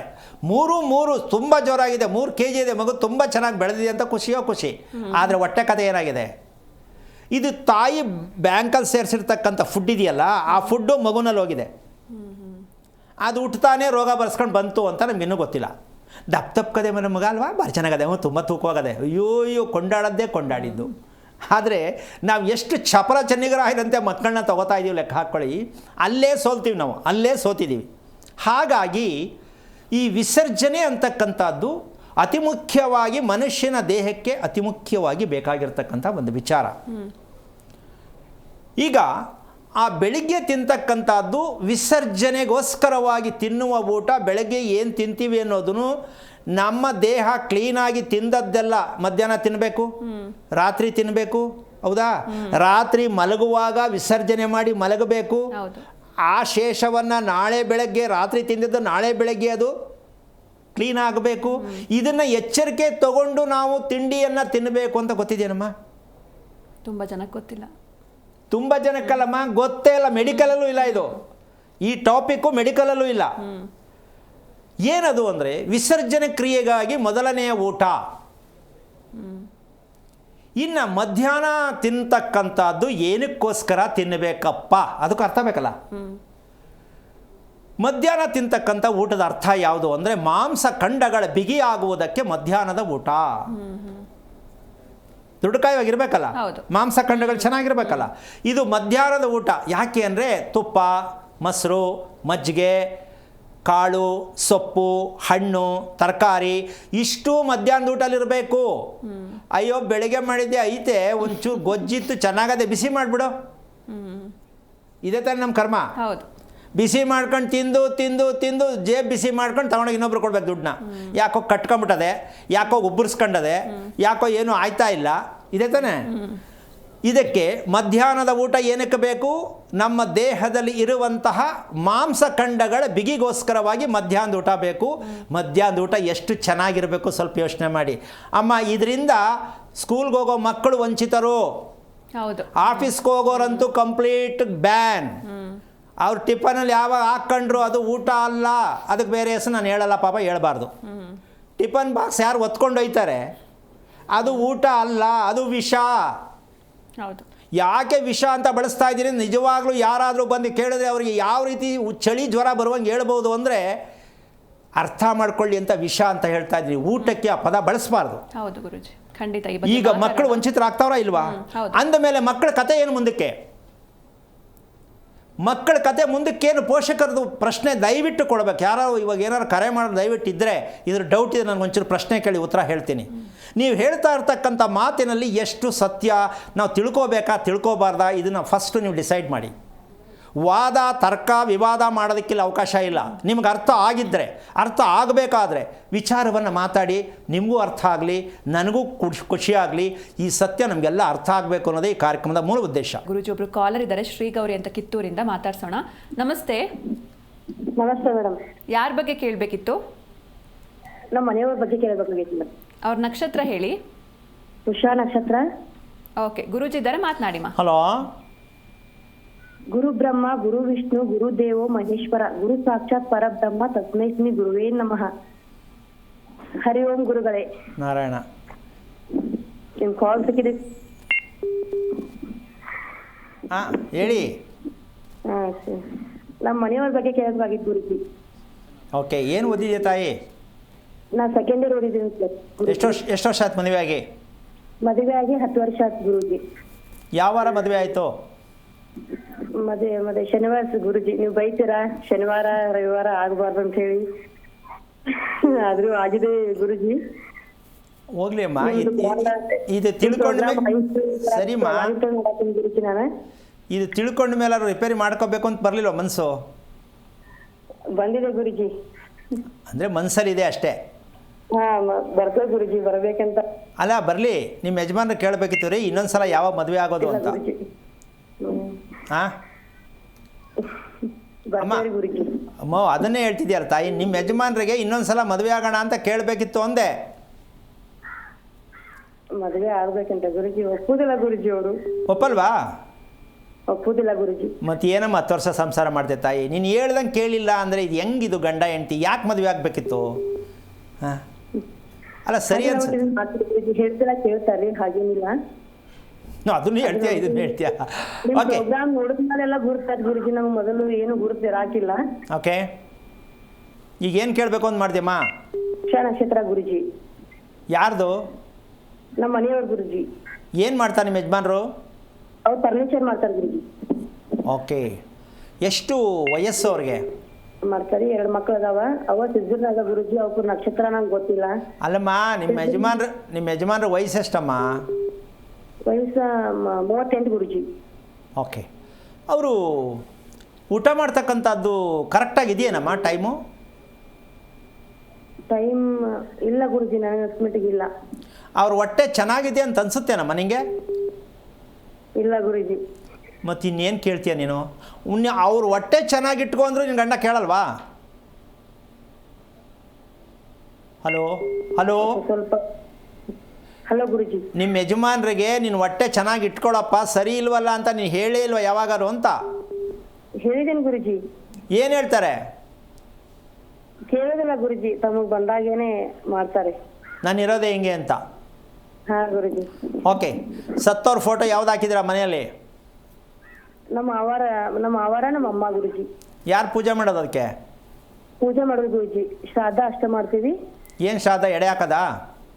ಹಾ ಗುರುಜಿ, ಮನೆಯಲ್ಲೇ ಮಾಡ್ತೇವೆ ವರ್ಷಕ್ಕೊಮ್ಮೆ. ಹೂನಮ್ಮ, ಒಂದು ನಿಮಿಷ, ಅದನ್ನ ಎಡೆ ಅಂತಾರೆ, ಶ್ರಾದ್ದ ಅಲ್ಲ. ಹಾ ಗುರುಜಿ. ಅದಕ್ಕೆ ನಿನ್ನ ಗಂಡ ಹುಟ್ಟಿರೋದು ಮಂಡು, ಬೆಂಚ್ ಕಲ್ಲು, ಗೊಬ್ಳಿ ಸೌದೆ, ಕೇಳೋದು ಇಲ್ಲ, ಸರಿಯಾಗಿ ನಡ್ಕೊಳ್ಳೋದು ಇಲ್ಲ, ಹೌದಾ? ಹಲೋ ಹಲೋ ಹಾ ಹಲೋ ಗುರುಜಿ, ನಾ ಮಕ್ಕಳ ಬಗ್ಗೆ ತಿಳ್ಕೊಬೇಕು. ಅಮ್ಮ, ನೀನು ದಯವಿಟ್ಟು ಮಕ್ಕಳ ಬಗ್ಗೆ ಕೇಳ್ಬಿಟ್ಟು ಗಂಡನ ನಾಳೆ ಮಕ್ಕಳು ಹೋಗ್ತಾ ಇದೆಯಲ್ಲ, ನಾನು ಹೇಳೋದು ತಿಳ್ಕೊ. ಪುಷ್ಯ ನಕ್ಷತ್ರ ಗಂಡನ ಮಾಡ್ಕೊಂಡಿದ್ದೀನಿ, ಹೇಳ್ದನ್ನು ಕೇಳಲ್ಲ, ತಾನು ಕರೆಕ್ಟಾಗಿ ನಡ್ಕೊಳ್ಳಲ್ಲ ಅಂತ ಗೊತ್ತಾಗಿದೆಯಲ್ವಾ? ಹಾ ಗುರುಜಿ. ಇದನ್ನು ರಿಪೇರಿ ಮಾಡು. ಮಕ್ಕಳ ಬಗ್ಗೆ ಎಲ್ಲೋ ಐತಿಯಾ? ಈ ಕೊಂಟಸೌದಲ್ಲೇ ಆ ಮಕ್ಳು ಹುಟ್ಟಿರೋದು, ಇದೇನೋ ಅದೇನೋ, ಇಲ್ಲೇ ಚೆನ್ನಾಗಿಲ್ಲ ಅಲ್ಲೇ ಚೆನ್ನಾಗಿರುತ್ತೆ. ಪ್ಲಾಸ್ಟಿಕ್ದು ಪೇಪರ್ ಬಿನ್ಗೆ ತಗೊಂಡ್ಬಿಟ್ಟು ಬೆಳ್ಳಿದು ಅಂದ್ಬಿಟ್ಟು ದೇವ್ರ ಹತ್ರ ಇಡ್ತೀಯ ತೊಗೊಂಡೋಗಿ ಪೂಜೆ ಮಾಡಿಬಿಟ್ಟು, ಬೆಳ್ಳಿದು ಇದು ಅಂತ. ಇಲ್ಲ ಗುರುಜಿ. ಮತ್ತು ನಿಮ್ಮ ಯಜಮಾನರು ಏನಾಯ್ತೋ ಅದೇ ಮೆಟೀರಿಯಲ್ ಮಕ್ಕಳಲ್ಲಿ ಬಂದಿರೋದು, ನೀವಿಬ್ಬರು ಏನಿದ್ದೀರೋ ಅದೇ ಮೆಟೀರಿಯಲ್ ನಿಮ್ಮಿಬ್ಬರು ಮಕ್ಕಳದು ಬಂದಿರೋದು. ನೀವಿಬ್ಬರು ಕರೆಕ್ಟಾಗಿ ಎಲ್ಲ ತಿಳ್ಕೊಂಡಿರೋ ಮಕ್ಕಳು ಚೆನ್ನಾಗಿರ್ತೀರೋ. ಮಕ್ಕಳು ತಿಳ್ಕೊಂಡು ಏನು ಮಾಡ್ತೀರ ತಾಯಿ? ಪ್ರಪಂಚದಲ್ಲಿ ಇದೊಂದು ದೊಡ್ಡ ದುರಭ್ಯಾಸ ಏನು ಅಂದರೆ, ನನ್ನ ಮಕ್ಕಳು ಚೆನ್ನಾಗಿರಲಿ, ನಲ್ಲರಿ ಚೆನ್ನಾಗವ್ರೆ, ಅವ್ರು ಬಂದಿರೋದೇ ಪೂರ್ಣವಾಗಿ ಎಲ್ಲ ಏನೂ ಇಲ್ಲದ ರೀತಿಯಲ್ಲಿ ಬಂದಿದ್ದಾರೆ ಪ್ರಪಂಚಕ್ಕೆ. ಆಮೇಲೆ ಮಕ್ಕಳ ಬಗ್ಗೆ ಏನು ಕೇಳ್ತೀರಿ ನೀವು? ನೀವೇ ನಿಮ್ಗೆ ಗುರುತಿಸ್ಕೊಂಡಿಲ್ಲ, ಮಕ್ಕಳೇ ನಿಮ್ಗೆ ಚೆನ್ನಾಗಿ ಬರ್ತಾರೆ. ಅಮ್ಮ, ಅರ್ಥ ಆಯ್ತಾ ನಿಮಗೆ? ಅರ್ಥ ಆಯ್ತು ಗುರುಜಿ. ಫಸ್ಟು ಸತ್ತಿರೋರ ಫೋಟೋನ ನಿಮ್ಮ ಯಜಮಾನ್ರಿಗೆ ಹೇಳು, ಏನೋ ಪುಣ್ಯಾತ್ಮ ಇದನ್ನು ಮನೇಲಿ ಇಟ್ಬಿಟ್ಟು ಪೂಜೆ ಮಾಡೋದಾ ನೋಡೋದಾ, ಏನಕ್ಕೆ ಇಟ್ಕೊಂಡಿದ್ಯಾ ಅಂತ ತಿಳ್ಕೊಳ್ಳೋಕ್ಕಾದ್ರೂ ನಿಮ್ಮ ಮನೇಲಿ ಜಗಳ ನಡೆಯುತ್ತೆ, ಇದೆಲ್ಲ ಕೇಳೋಕ್ಕೆ ಹೋಗಬೇಡ. ನೀನೇನು ಮಾಡೋಕ್ಕಾಗಲ್ಲ. ನೀನು ಫಸ್ಟು ಯಾವುದಾದ್ರು ದೇವಸ್ಥಾನಕ್ಕೆ ಹೋಗಿ ಒಂದು 15 ದಿನ ಸೇವೆ ಮಾಡು. ನನಗೊಂದು ದಾರಿ ತೋರಿಸಿ ನನ್ನ ಗಂಡ ಪರಿವರ್ತನೆ ಆಗಲಿ ಅಂತ. ಬಾಗಿಲು ನೀರು ಹಾಕೋದು, ರಂಗೋಲಿ ಹಾಕೋದು, ಏನೋ ಒಂದು ಮಾಡು. ಆಗ ನಿನ್ನ ಗಂಡ ಏನಾದ್ರು ಬದಲಾವಣೆ ಆದರೆ ಕೇಳು, ಹಿಂಗೆ ತಿಳ್ಕೊಳ್ಳೋಣ ರೀ ಅಂತ. ತಿಳ್ಕೊಂಡ್ರೆ ದಾರಿ ಸಿಗುತ್ತೆ. ಇಲ್ಲ, ಪುಷ್ಯ ನಕ್ಷತ್ರವರು ಯಾವ ಕಾರಣಕ್ಕೂ ಒಂದು ಕಡೆ ಇರೋಂಗಿಲ್ಲ, ಒಂದು ಕೆಲಸ ಪೂರ್ತಿ ಮಾಡೋಂಗಿಲ್ಲ, ಹೇಳಿದ ಮಾತು ನಡೆಸ್ಕೊಡೋಂಗಿಲ್ಲ. ಈ ರೀತಿ ಕಗ್ಗಂಟಾದ ಜೀವನ ಯಾವುದು ಅಂದರೆ ಪುಷ್ಯ ನಕ್ಷತ್ರ. ಅದಕ್ಕೆ ದೇಶ ಬಿಟ್ಟು ಹೋಯ್ತೀನಿ, ಮನೆ ಬಿಟ್ಟು ಹೋಯ್ತೀನಿ, ಊರು ಬಿಟ್ಟು ಹೋಯ್ತೀನಿ, ಮನೆ ಏನು ಬೇಕಾದ್ರೆ ಹೇಳ್ಬೋದು. ಈ ಕರ್ಮಗಳೆಲ್ಲ ಇರೋದು ಯಾವುದ್ರು ಅಂದರೆ ಪುಷ್ಯ ನಕ್ಷತ್ರದಲ್ಲೇ. ತಿಳ್ಕೊಬೇಕಾಗಿತ್ತು ಮದುವೆ ಮಾಡ್ಕೊಳ್ಳುವಾಗ, ಇಲ್ಲ. ಮಕ್ಕಳು ಹುಟ್ಟಿದಾಗ ತಿಳ್ಕೊಬೇಕಿತ್ತು, ಇಲ್ಲ. ಈಗ ಕೇಳಿ ಪ್ರಯೋಜನ ಇಲ್ಲ ಅಂತ ಅಂದ್ಕೋಬೇಡ. ಕೇಳಿದೆಯಾ, ಈಗ ಈ ಸೇವೆ ಮಾಡು, ಮುಂದೆ ದಾರಿ ಸಿಗಲಿ, ಒಳ್ಳೆಯದಾಗಲಿ, ತಿಳ್ಕೊಳ್ಳೋ ಪ್ರಯತ್ನ ಮಾಡು. ಓಕೆ, ಧನ್ಯವಾದ ಕರೆ ಮಾಡಿದ್ದಕ್ಕೆ. ಇನ್ನೊಬ್ರು ಕಾಲರ್ ಇದ್ದಾರೆ ಗುರುಜಿ, ಪ್ರಿಯಾಂಕಾ ಅಂತ ದಾವಣಗೆರೆಯಿಂದ. ನಮಸ್ತೆ. ನಮಸ್ತೆ ಸರ್. ಯಾರ ಬಗ್ಗೆ ಕೇಳಬೇಕಿತ್ತು? ನನ್ನ ಬಗ್ಗೆನೇ ಕೇಳಬೇಕಿತ್ತು ಮೇಡಮ್. ಓಕೆ, ನಿಮ್ಮ ನಕ್ಷತ್ರ ಹೇಳಿ. ಭರಣಿ ನಕ್ಷತ್ರ. ಓಕೆ, ಗುರೂಜಿ ಇದ್ದಾರೆ, ಮಾತನಾಡಿ ಮಾ. ಹಲೋ. ಹರೇ ಕೃಷ್ಣ ಗುರುಜಿ. ನಾರಾಯಣ. ಎಷ್ಟು ಚಾನಲ್ ನೋಡ್ತೀಯಮ್ಮ ಒಂದು ದಿನಕ್ಕೆ? ನಾನು ನೋಡಲ್ಲ ಗುರುಜಿ, ನಿಮ್ಮ ಚಾನಲ್ ಜಾಸ್ತಿ ನೋಡ್ತೀನಿ ನಾನು. ಅಲ್ಲ, ಆಗಲಿ, ಇನ್ನೊಂದು ಸೈಡ್ಗೆ 1-2. ಇದು ಪ್ರೇಮಾನಂದಿ ಗುರುಗಳದೊಂದು ನೋಡ್ತೀನಿ. ಅದೇ ನೀನು ಹೇಳಿದ ತಕ್ಷಣ ಗೊತ್ತಾಯ್ತು ನನಗೆ ಯಾವ್ದು ನೋಡ್ತೀಯ ಅಂತ. ಅದಕ್ಕೆ ಕೇಳಿತ್ತು. ನೋಡೋದು ತಪ್ಪು ಅಂತಲ್ಲ, ತಿಳ್ಕೊಳ್ಬೇಕು. ಸುಮ್ಮನೆ ಬೆಳಗಿನ ಸಾಯಂಕಾಲದಾಗ ಸಿನಿಮಾ 3 ಗಂಟೆ ನೋಡೋದು ಮುಖ್ಯ ಅಲ್ಲ. ಅದರಲ್ಲಿ ಯಾವ್ದು ಚೆನ್ನಾಗಿತ್ತು, ಯಾವ್ದು ಆರಿಸ್ಕೋಬೇಕು ಅನ್ಬೇಕು. ನಾವು 3 ಗಂಟೆ ಕೂತಿದ್ರು, ಅಯ್ಯೋ ಏನು ತಗೊಂಡ ಪಿಕ್ಚರ್ ಅಂತ ಬೈಕಂಡೆ ಈಚೆ ಬರ್ತೀವಿ. ತೆಗೆದೊಂದು ತಪ್ಪಲ್ಲ, ನೋಡೋದು ತಪ್ಪು. ಓಕೆ, ಏನಾಗಬೇಕಿತ್ತಮ್ಮ? ಗುರುಗಳೇ, ಪೀರಿಯಡ್ಸ್ ಆದಾಗ ಪೂಜೆ ಮಾಡಬಾರ್ದು, ದೀಪ ಹಚ್ಚಬಾರ್ದು ಅಂತಾರೆ, ಅದ್ರ ಬಗ್ಗೆ ನಾನು ತಿಳ್ಕೊತೀನಿ. ಒಬ್ಬ ಎಕ್ಸ್ಟ್ರಾರ್ಡಿನರಿ ಕ್ವಶನ್, ಬ್ಯೂಟಿಫುಲ್ ಕಣಮ್ಮ. ಇದಕ್ಕೆ ಭರಣಿ ನಕ್ಷತ್ರ ಹುಟ್ಟಬೇಕು ಹೆಣ್ಮಕ್ಳು ಅನ್ನೋದು.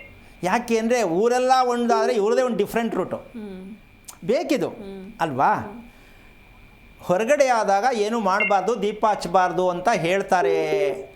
ಇದು ಸರಿನಾ ತಪ್ಪಾ ಅಂತ ನಿನ್ನ ಪ್ರಶ್ನೆ. ಹೌದಾ? ಹೌದಾ ಅಲ್ವಾ? ಹೌದು ಗುರುಗಳೇ. ಈಗ ನಿನ್ನ ಪ್ರಕಾರ, ನಿನ್ನ ವೈಯಕ್ತಿಕವಾಗಿ ಯಾಕೆ ಮಾಡಬಾರ್ದು ಅಂತನಾ, ಏನು ಅನ್ಸುತ್ತೆ ನಿನಗೆ? ಮಾಡಬೇಕು, ಮಾಡಬಾರ್ದು, ಯಾವ್ದು ಅನ್ಸುತ್ತೆ ನಿನ್ನ ಪ್ರಕಾರ, ನಿನ್ನ ವೈಯಕ್ತಿಕ? ಬೇರೆ ವಿಷಯ ಬಿಡು. ಗುರುಗಳೇ, ಮಾಡಬೇಕು ಅಂತ ನನ್ನ ಅನಿಸಿಕೆ ಗುರುಗಳೇ. ಫೈನ್, ಹಂಗೆ ಹೇಳ್ಬಿಡ್ಬೇಕು ನೇರವಾಗಿ.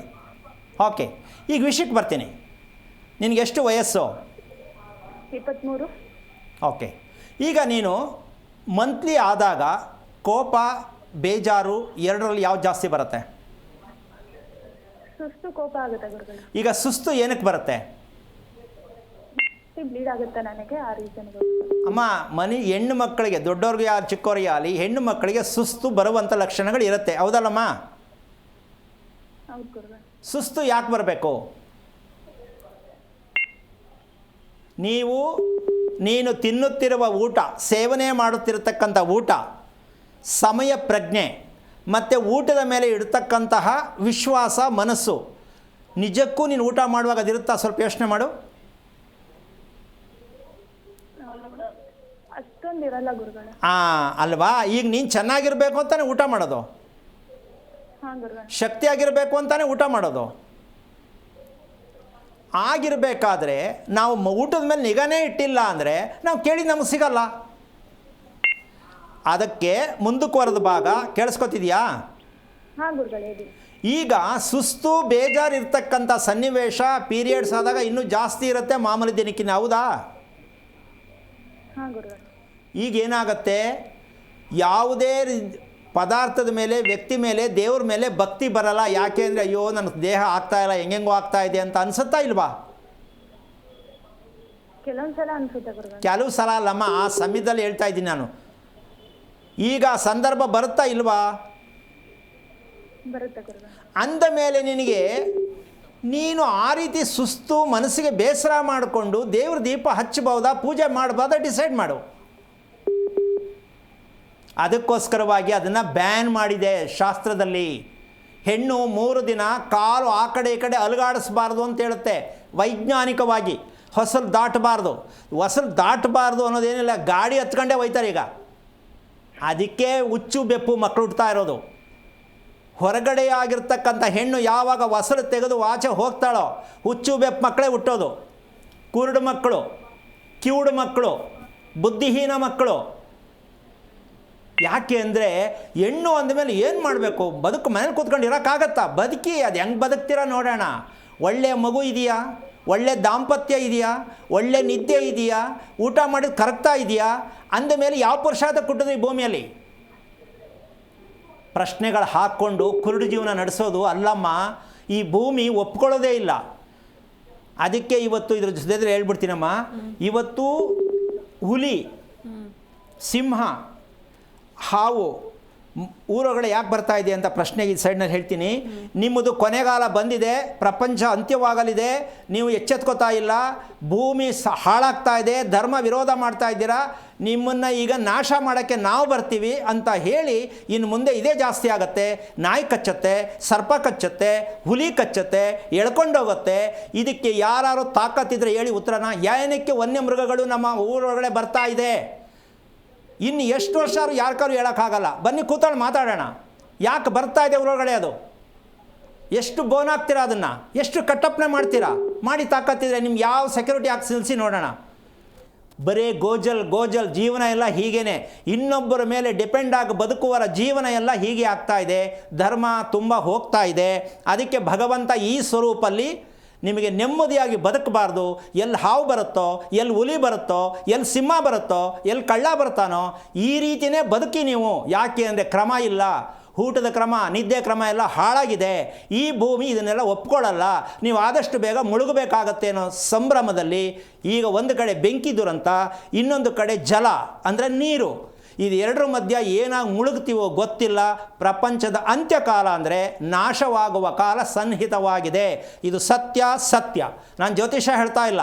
ನಾವು ಮಾಡ್ತಾ ಇರೋ ಅನಾಚಾರಗಳು ಒಂದೂ ದೇವರಿಗೆ, ಪ್ರಕೃತಿಗೆ ಒಪ್ಪಿಗೆ ಇಲ್ಲ.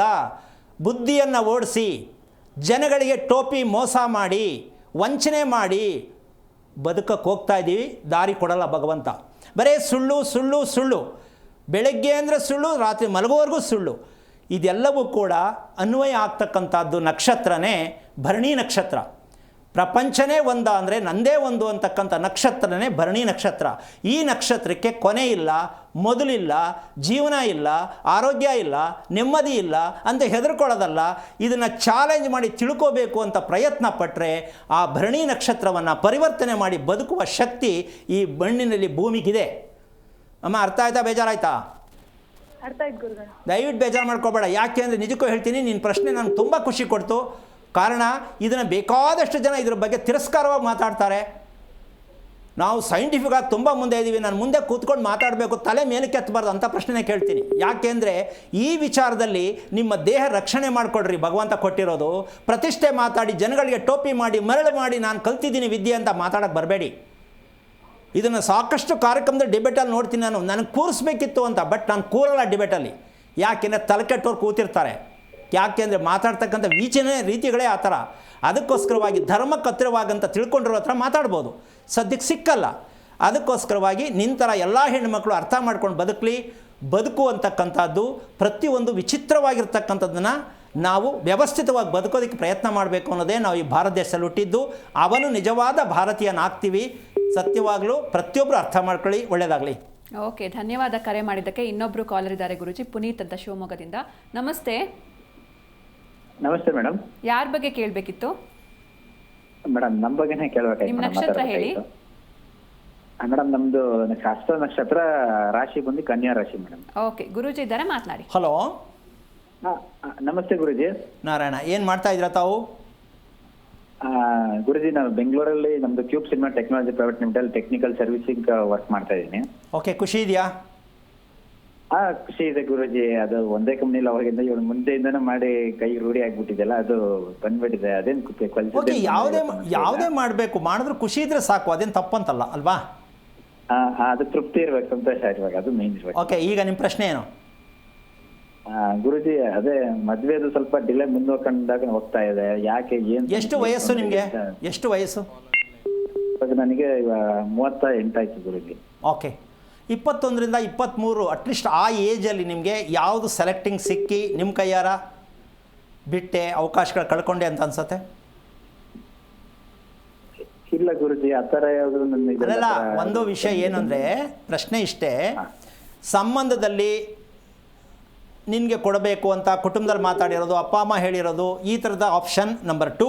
ನಿಮ್ಮ ಓದುವಂಥ ಸಂದರ್ಭದಲ್ಲಿ ಅಥವಾ ನೀವು ಓಡಾಡ್ತಾ ಇರ್ತಕ್ಕಂಥ ಸಂದರ್ಭದಲ್ಲಿ ಅಕಸ್ಮಾತಾಗಿ ನೀವು ಮನಸ್ಸು ಮಾಡಿದ್ರೆ ಮದುವೆ ಮಾಡ್ಕೋಬೋದು ಅಂತ ಕೊಟ್ಟಂಥ ಅಪ್ಲಿಕೇಶನ್ಸ್ ಈ ಥರ ಅಕಸ್ಮಾತಾಗಿ ನಿಮ್ಗೆ ಇಷ್ಟವಲ್ಲಿದ್ದರು, ಈ ಥರ ಅಪ್ಲಿಕೇಶನ್ಸ್ ಯಾವಾಗಾರು ಬಂದಿತ್ತಾ ಅಂತ ಕೇಳ್ತೀನಿ. ಇಲ್ಲ ಗುರುಜಿ, ಆ ಥರ ಯಾವುದು ಬಂದಿಲ್ಲ. ಓಕೆ, ನಿಮಗೆ ತಡವಾದ ಮದುವೆ ಕಾರಣ ಏನು ಅಂತ ನೀವು ತಿಳ್ಕೊಳ್ಳೋಕೆ ಪ್ರಯತ್ನ ಪಟ್ರಾ, ಅಥವಾ ಯಾವಾಗ ಆಗತ್ತೆ ಆಗಲಿ ಅಂತಾನ, ಅಥವಾ ನನಗೆ ಈ ಥರನೇ ಮದುವೆ ಆಗಬೇಕು ಅಂತ ಯಾವ್ದು ನಿಮ್ದು ಆಪ್ಷನ್? ಇಲ್ಲ ಗುರುಜಿ, ಆ ಥರ ಏನಿಲ್ಲ. ನನಗೆ ಆ ಥರ ಆಗಬೇಕು, ಈ ಥರನೇ ಆಗಬೇಕು, ಇದೇ ಥರ ಆಗಬೇಕು ಅಂತ ಏನಿದ್ದಿಲ್ಲ. ಬಟ್ ನಾನು ಒಂದು ಸುಮಾರು ಕಡೆ ಕೇಳಿದ್ದೀನಿ ಗುರುಜಿ. ಹೇಳಿದ್ರೆ ಈ ವರ್ಷ ಆಗತ್ತೆ, ಮುಂದಿನ ವರ್ಷ, ಈ ವರ್ಷದಲ್ಲೇ ಆಗತ್ತೆ, ಮುಂದಿನ ವರ್ಷ ಆಗುತ್ತೆ ಅಂತ ಇಲ್ಲ, ಬರೀ ಆಗತ್ತೆ ಅಂತಾನೆ ಹೇಳಿದ್ರು ಹೊರತು ಬಟ್ ಅದ್ರದ್ದೇನು ಸೂಚನೆ, ಏನು ಲಕ್ಷಣಗಳು ಏನು ಕಾಣಿಸ್ತಿಲ್ಲ. ನಿಮ್ಮ ನಕ್ಷತ್ರಕ್ಕನುಸಾರವಾಗಿ 27 ವರ್ಷ ಮದುವೆ ಎಂಡ್. ಆ ನಂತರ ಮದುವೆ ಆಗೋದು ಕಷ್ಟ. ಮದುವೆ ಆಗಿರೋರು ಇನ್ನೊಬ್ಬರು ಮದುವೆ ಮಾಡ್ಕೋಬೋದೇ ಹೊರತು ಮದುವೆ ಆಗದೇ ಇರೋ ಹೆಣ್ಣಿನ ಜೊತೆ ಮದುವೆ ಆಗೋದು ಕಷ್ಟ. ಅರ್ಥ ಆಯ್ತಾ? ಬೇಜಾರಾಯ್ತಾ? ಇಲ್ಲ ಹೇಳಿ ಗುರುಜಿ. ಮದುವೆ ಆಗಿ ಫೇಲ್ ಆಗಿ ಲವ್ ಮಾಡಿ ಕಿತ್ತೋಗಿ ಎಲ್ಲ ಓಡಾಡಿ ಆಗಿ ಕೊನೆಗೆ ಏನು ಅಂತ ಆ ಹುಡುಗಿ ಜೊತೆ ಆಗಬಹುದೇನೋ, ಆಗತ್ತೆ ಇಲ್ಲ ಆಗಬಹುದೇನೋ. ಯಾಕೆಂದರೆ ಮದುವೆ ಪೀರಿಯಡ್ಸ್ ಮುಗಿದೋಯ್ತು ನಿಮ್ಮದು. ಈಗ ಏನಿದ್ರೂ ವಿಷಯ ತಿಳ್ಕೊಳ್ಳಿ ಫಸ್ಟು. ಈಗ ಏನಿದ್ರೂ ನೀವು ಯಾವ ಸಿಗುತ್ತೋ ಅದನ್ನು ಸ್ವೀಕಾರ ಮಾಡಬೇಕೇ ವಿನಃ ಆದರೂ ಗ್ಯಾರಂಟಿ ಇಲ್ಲ. ಬೆಳಗ್ಗೆ ಮಾತಾಡ್ತೀರಾ, ಸಾಯಂಕಾಲ ಕ್ಯಾನ್ಸಲ್ ಆಗುತ್ತೆ, 1 ಗಂಟೆಯಲ್ಲಿ ಕ್ಯಾನ್ಸಲ್ ಆಗುತ್ತೆ. ನಿಮ್ಮ ಮದುವೆ 99% ಗ್ಯಾರಂಟಿ ಇಲ್ಲ. ಕಾರಣ, ಭಗವಂತ ಪ್ರಕೃತಿಗನುಸಾರವಾಗಿ ವಯಸ್ಸಿಗನುಸಾರವಾಗಿ ಇಷ್ಟೇ ಕ್ರಮದಲ್ಲಿ ಇಷ್ಟೇ ವಯಸ್ಸಿಗೆ ಮದುವೆ ಆಗಬೇಕು ಅಂತ ನಿರ್ಣಯವಾಗಿರುತ್ತೆ ನಿಮ್ಮ ಕುಂಡಲಿಯಲ್ಲಿ.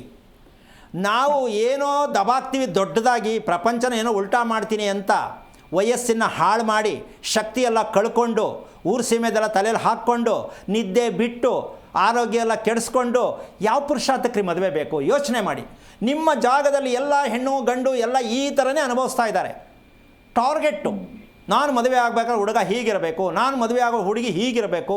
ನಿಮ್ಮ ಅನಿಸಿಕೆ ಪ್ರಕಾರವಾಗಿ ಹೆಣ್ಣು ಮಣ್ಣು ಅಪ್ರಾಣೆ ನೀವು ಅಂದ್ಕೊಂಡಂಗೆ ಎರಡು ಸಿಕ್ಕಲ್ಲ. ಇದು ಸತಸಿದ್ಧ. ನಮ್ಮ ಭಾರತ ದೇಶದ ಪ್ರತಿಯೊಬ್ಬ ವ್ಯಕ್ತಿ ಅರ್ಥ ಮಾಡ್ಕೋಬೇಕು. ಮಣ್ಣು ಅಂದರೆ ನೀವು ತಗೊಳ್ಳೋ ಸೈಟು, ನಿಮ್ಗೆ ಸಿಕ್ಕಿರೋ ಸೈಟು ಅಥವಾ ಜಮೀನಾಗಿರ್ಬೋದು, ಅಥವಾ ನಿಮಗೆ ಸಿಗೋ ಹೆಣ್ಣು ಪೂರ್ವಾರ್ಜಿತದ ಶೇಷ ಇದ್ದರೆ ಮಾತ್ರ ಸಿಗುತ್ತೆ ಹೊರ್ತು ಇಲ್ಲ ನೀವು ತಿಪ್ಪರ್ಲಾಗ ಹಾಕ್ಕೊಂಡು ಎಷ್ಟು ದೇವರಿದೆ ಅಷ್ಟು ಪೂಜೆ ಮಾಡಿದ್ರು, ನೀವು ಯಾವುದೇ ವ್ರತಗಳನ್ನು ಮಾಡಿದ್ರು, ಎಂಥ ಎಕ್ಸ್ಪರ್ಟ್ ಹತ್ರ ಜ್ಯೋತಿಷ್ಯ ಕೇಳಿದ್ರು, ಯಾವ ಕಾರಣಕ್ಕೂ ಜೀವನವೆಲ್ಲ ನಶ್ವರ. ಅಂದರೆ ನಾವು ಹುಟ್ಟಿದ್ದು ಪ್ರಯೋಜನ ಇಲ್ಲ ಅಂತ ಬದುಕಬೇಕು ಪ್ರತಿ ಕ್ಷಣವೂ ಕೂಡ. ಇದು ಒಂದು ಶಿಕ್ಷೆ. ಭಗವಂತ ಕೊಟ್ಟಿರ್ತಕ್ಕಂಥದ್ದನ್ನು ಪೂರ್ಣವಾಗಿ ಬುಡುಮೇಲು ಮಾಡಿ ತುಳ್ಕೊಂಡು ನಾವು ನಿಂತಿರೋರಿಗೆ ನಮಗೆ ದೇವ್ರ ದಾರಿ ಹೆಂಗೆ ತೋರಿಸ್ತಾರೆ ಯೋಚನೆ ಮಾಡಿ.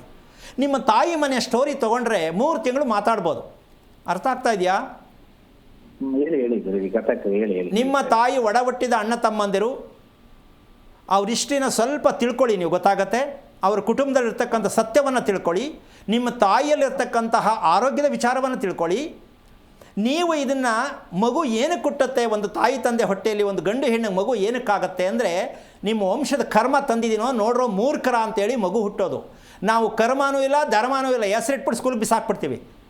ಆಮೇಲೆ ಯಾವುದೋ ಒಂದು ಕಿತ್ತೋಗಿರೋ ಕೆಲಸ ಹಿಡ್ಕೋತೀವಿ, ಆಮೇಲೆ ಯಾವುದೋ ಒಂದು ಕಿತ್ತೋಗಿರೋ ಮದುವೆ ಮಾಡ್ಕೋತೀವಿ. ಯಾಕೆ ಪದ ಬಳಸ್ತಾ ಇದ್ದೀನಿ ಪ್ರತಿಯೊಬ್ಬರು ಯೋಚನೆ ಮಾಡಿ. ಮದುವೆಗೊಂದು ಬೆಲೆ ಇಲ್ಲ ನಮಗೆ, ಒಂದು ಮಗು ಹುಟ್ಟಿದ್ದಕ್ಕೊಂದು ಬೆಲೆ ಇಲ್ಲ, ಊಟ ಮಾಡೋದಕ್ಕೊಂದು ಬೆಲೆ ಇಲ್ಲ, ಸಮಯಕ್ಕೆ ಬೆಲೆ ಇಲ್ಲ. ಅಂದ ಮೇಲೆ ಈ ಭೂಮಿಯಲ್ಲಿ ಒಳ್ಳೆಯದು ಶುಭ ಯಾವ ಕಾರಣಕ್ಕೂ ಯಾರಿಗೂ ಸಿಕ್ಕಲ್ಲ, ಸಿಕ್ಕೋದು ಇಲ್ಲ, ಮುಂದಕ್ಕೂ ಸಿಕ್ಕಲ್ಲ.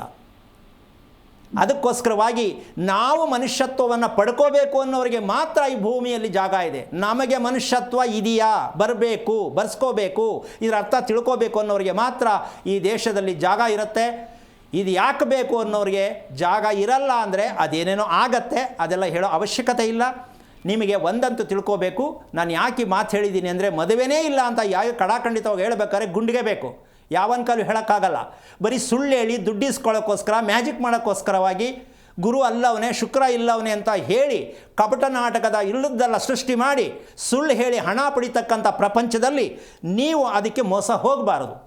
ನಾನು ಹುಟ್ಟಿರುವ ಹಸ್ತ ನಕ್ಷತ್ರದ ಬೇಸಿಕ್ ಏನು, ಇದನ್ನು ನಾನು ತಿಳ್ಕೊಂಡ್ರೆ ಎಲ್ಲವೂ ಸಿಕ್ಕತ್ತೆ, ಮದುವೆನೂ ಆಗತ್ತೆ, ಒಳ್ಳೆ ರೀತಿಯೂ ಆಗತ್ತೆ, ನಿಮ್ಮ ನಿರೀಕ್ಷೆ ಮಾಡದೇ ರೀತಿ ಮದುವೆ ಆಗತ್ತೆ. ಆದರೆ ಎಲ್ಲೂ ಕೇಳಬೇಡಿ, ಕಾಯಬೇಡಿ, ಯೋಚನೆ ಮಾಡಬೇಡಿ, ಭಯ ಬೀಳಬೇಡಿ. ಓಕೆನಾ?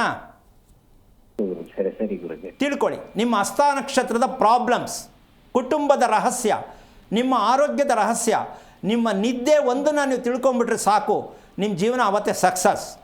ಅಷ್ಟು ಸುಲಭ ಅಲ್ಲ. ಯಾಕೆ ಅಂದರೆ ಹಸ್ತ ನಕ್ಷತ್ರದಲ್ಲಿ ಇರ್ತಕ್ಕಂತಹ ಚಂದ್ರ ಮಾನಸಿಕವಾಗಿ ತುಂಬ ಯೋಚನೆ, ತುಂಬ ಪ್ಲ್ಯಾನ್ ಜಾಸ್ತಿ.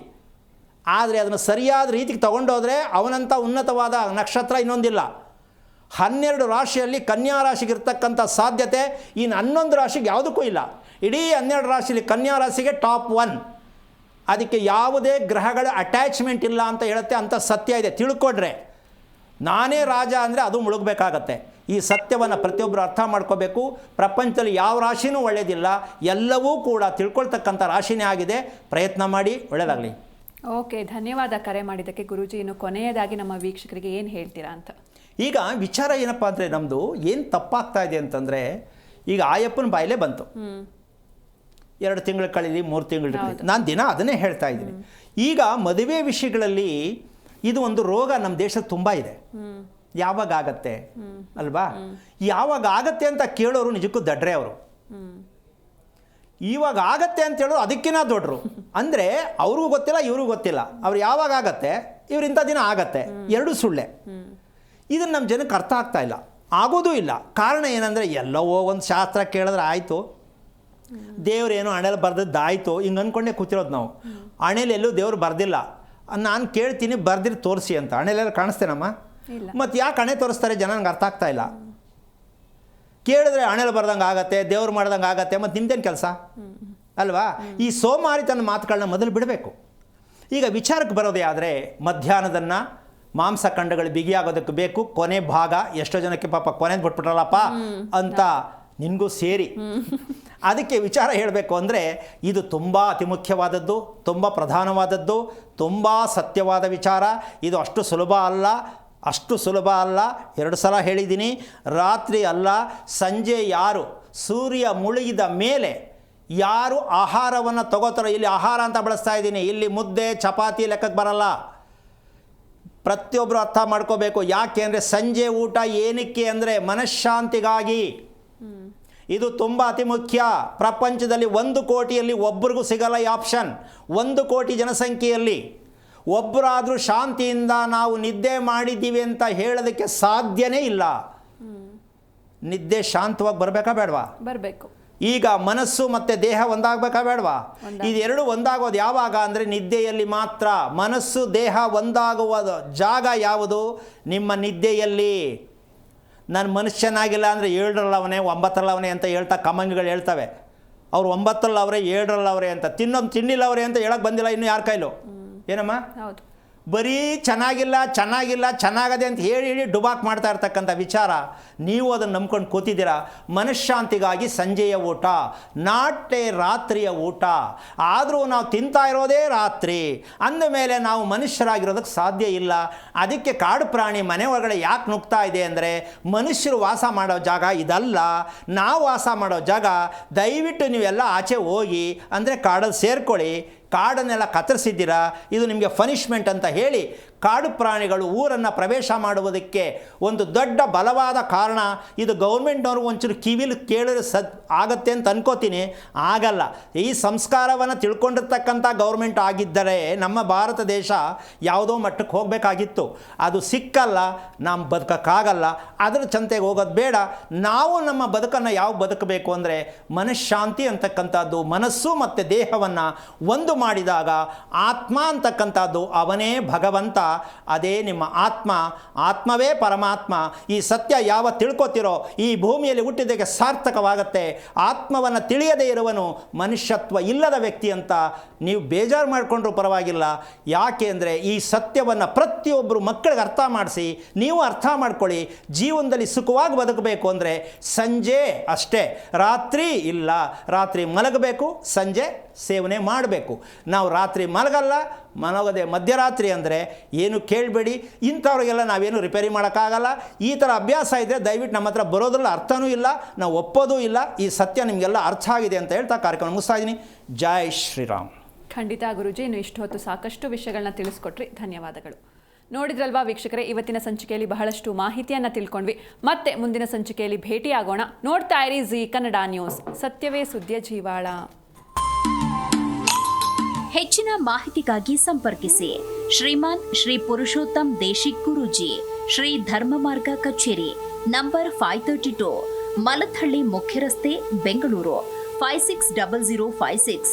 ದೂರವಾಣಿ ಸಂಖ್ಯೆ 9148639933, 8618915231, 91082588834.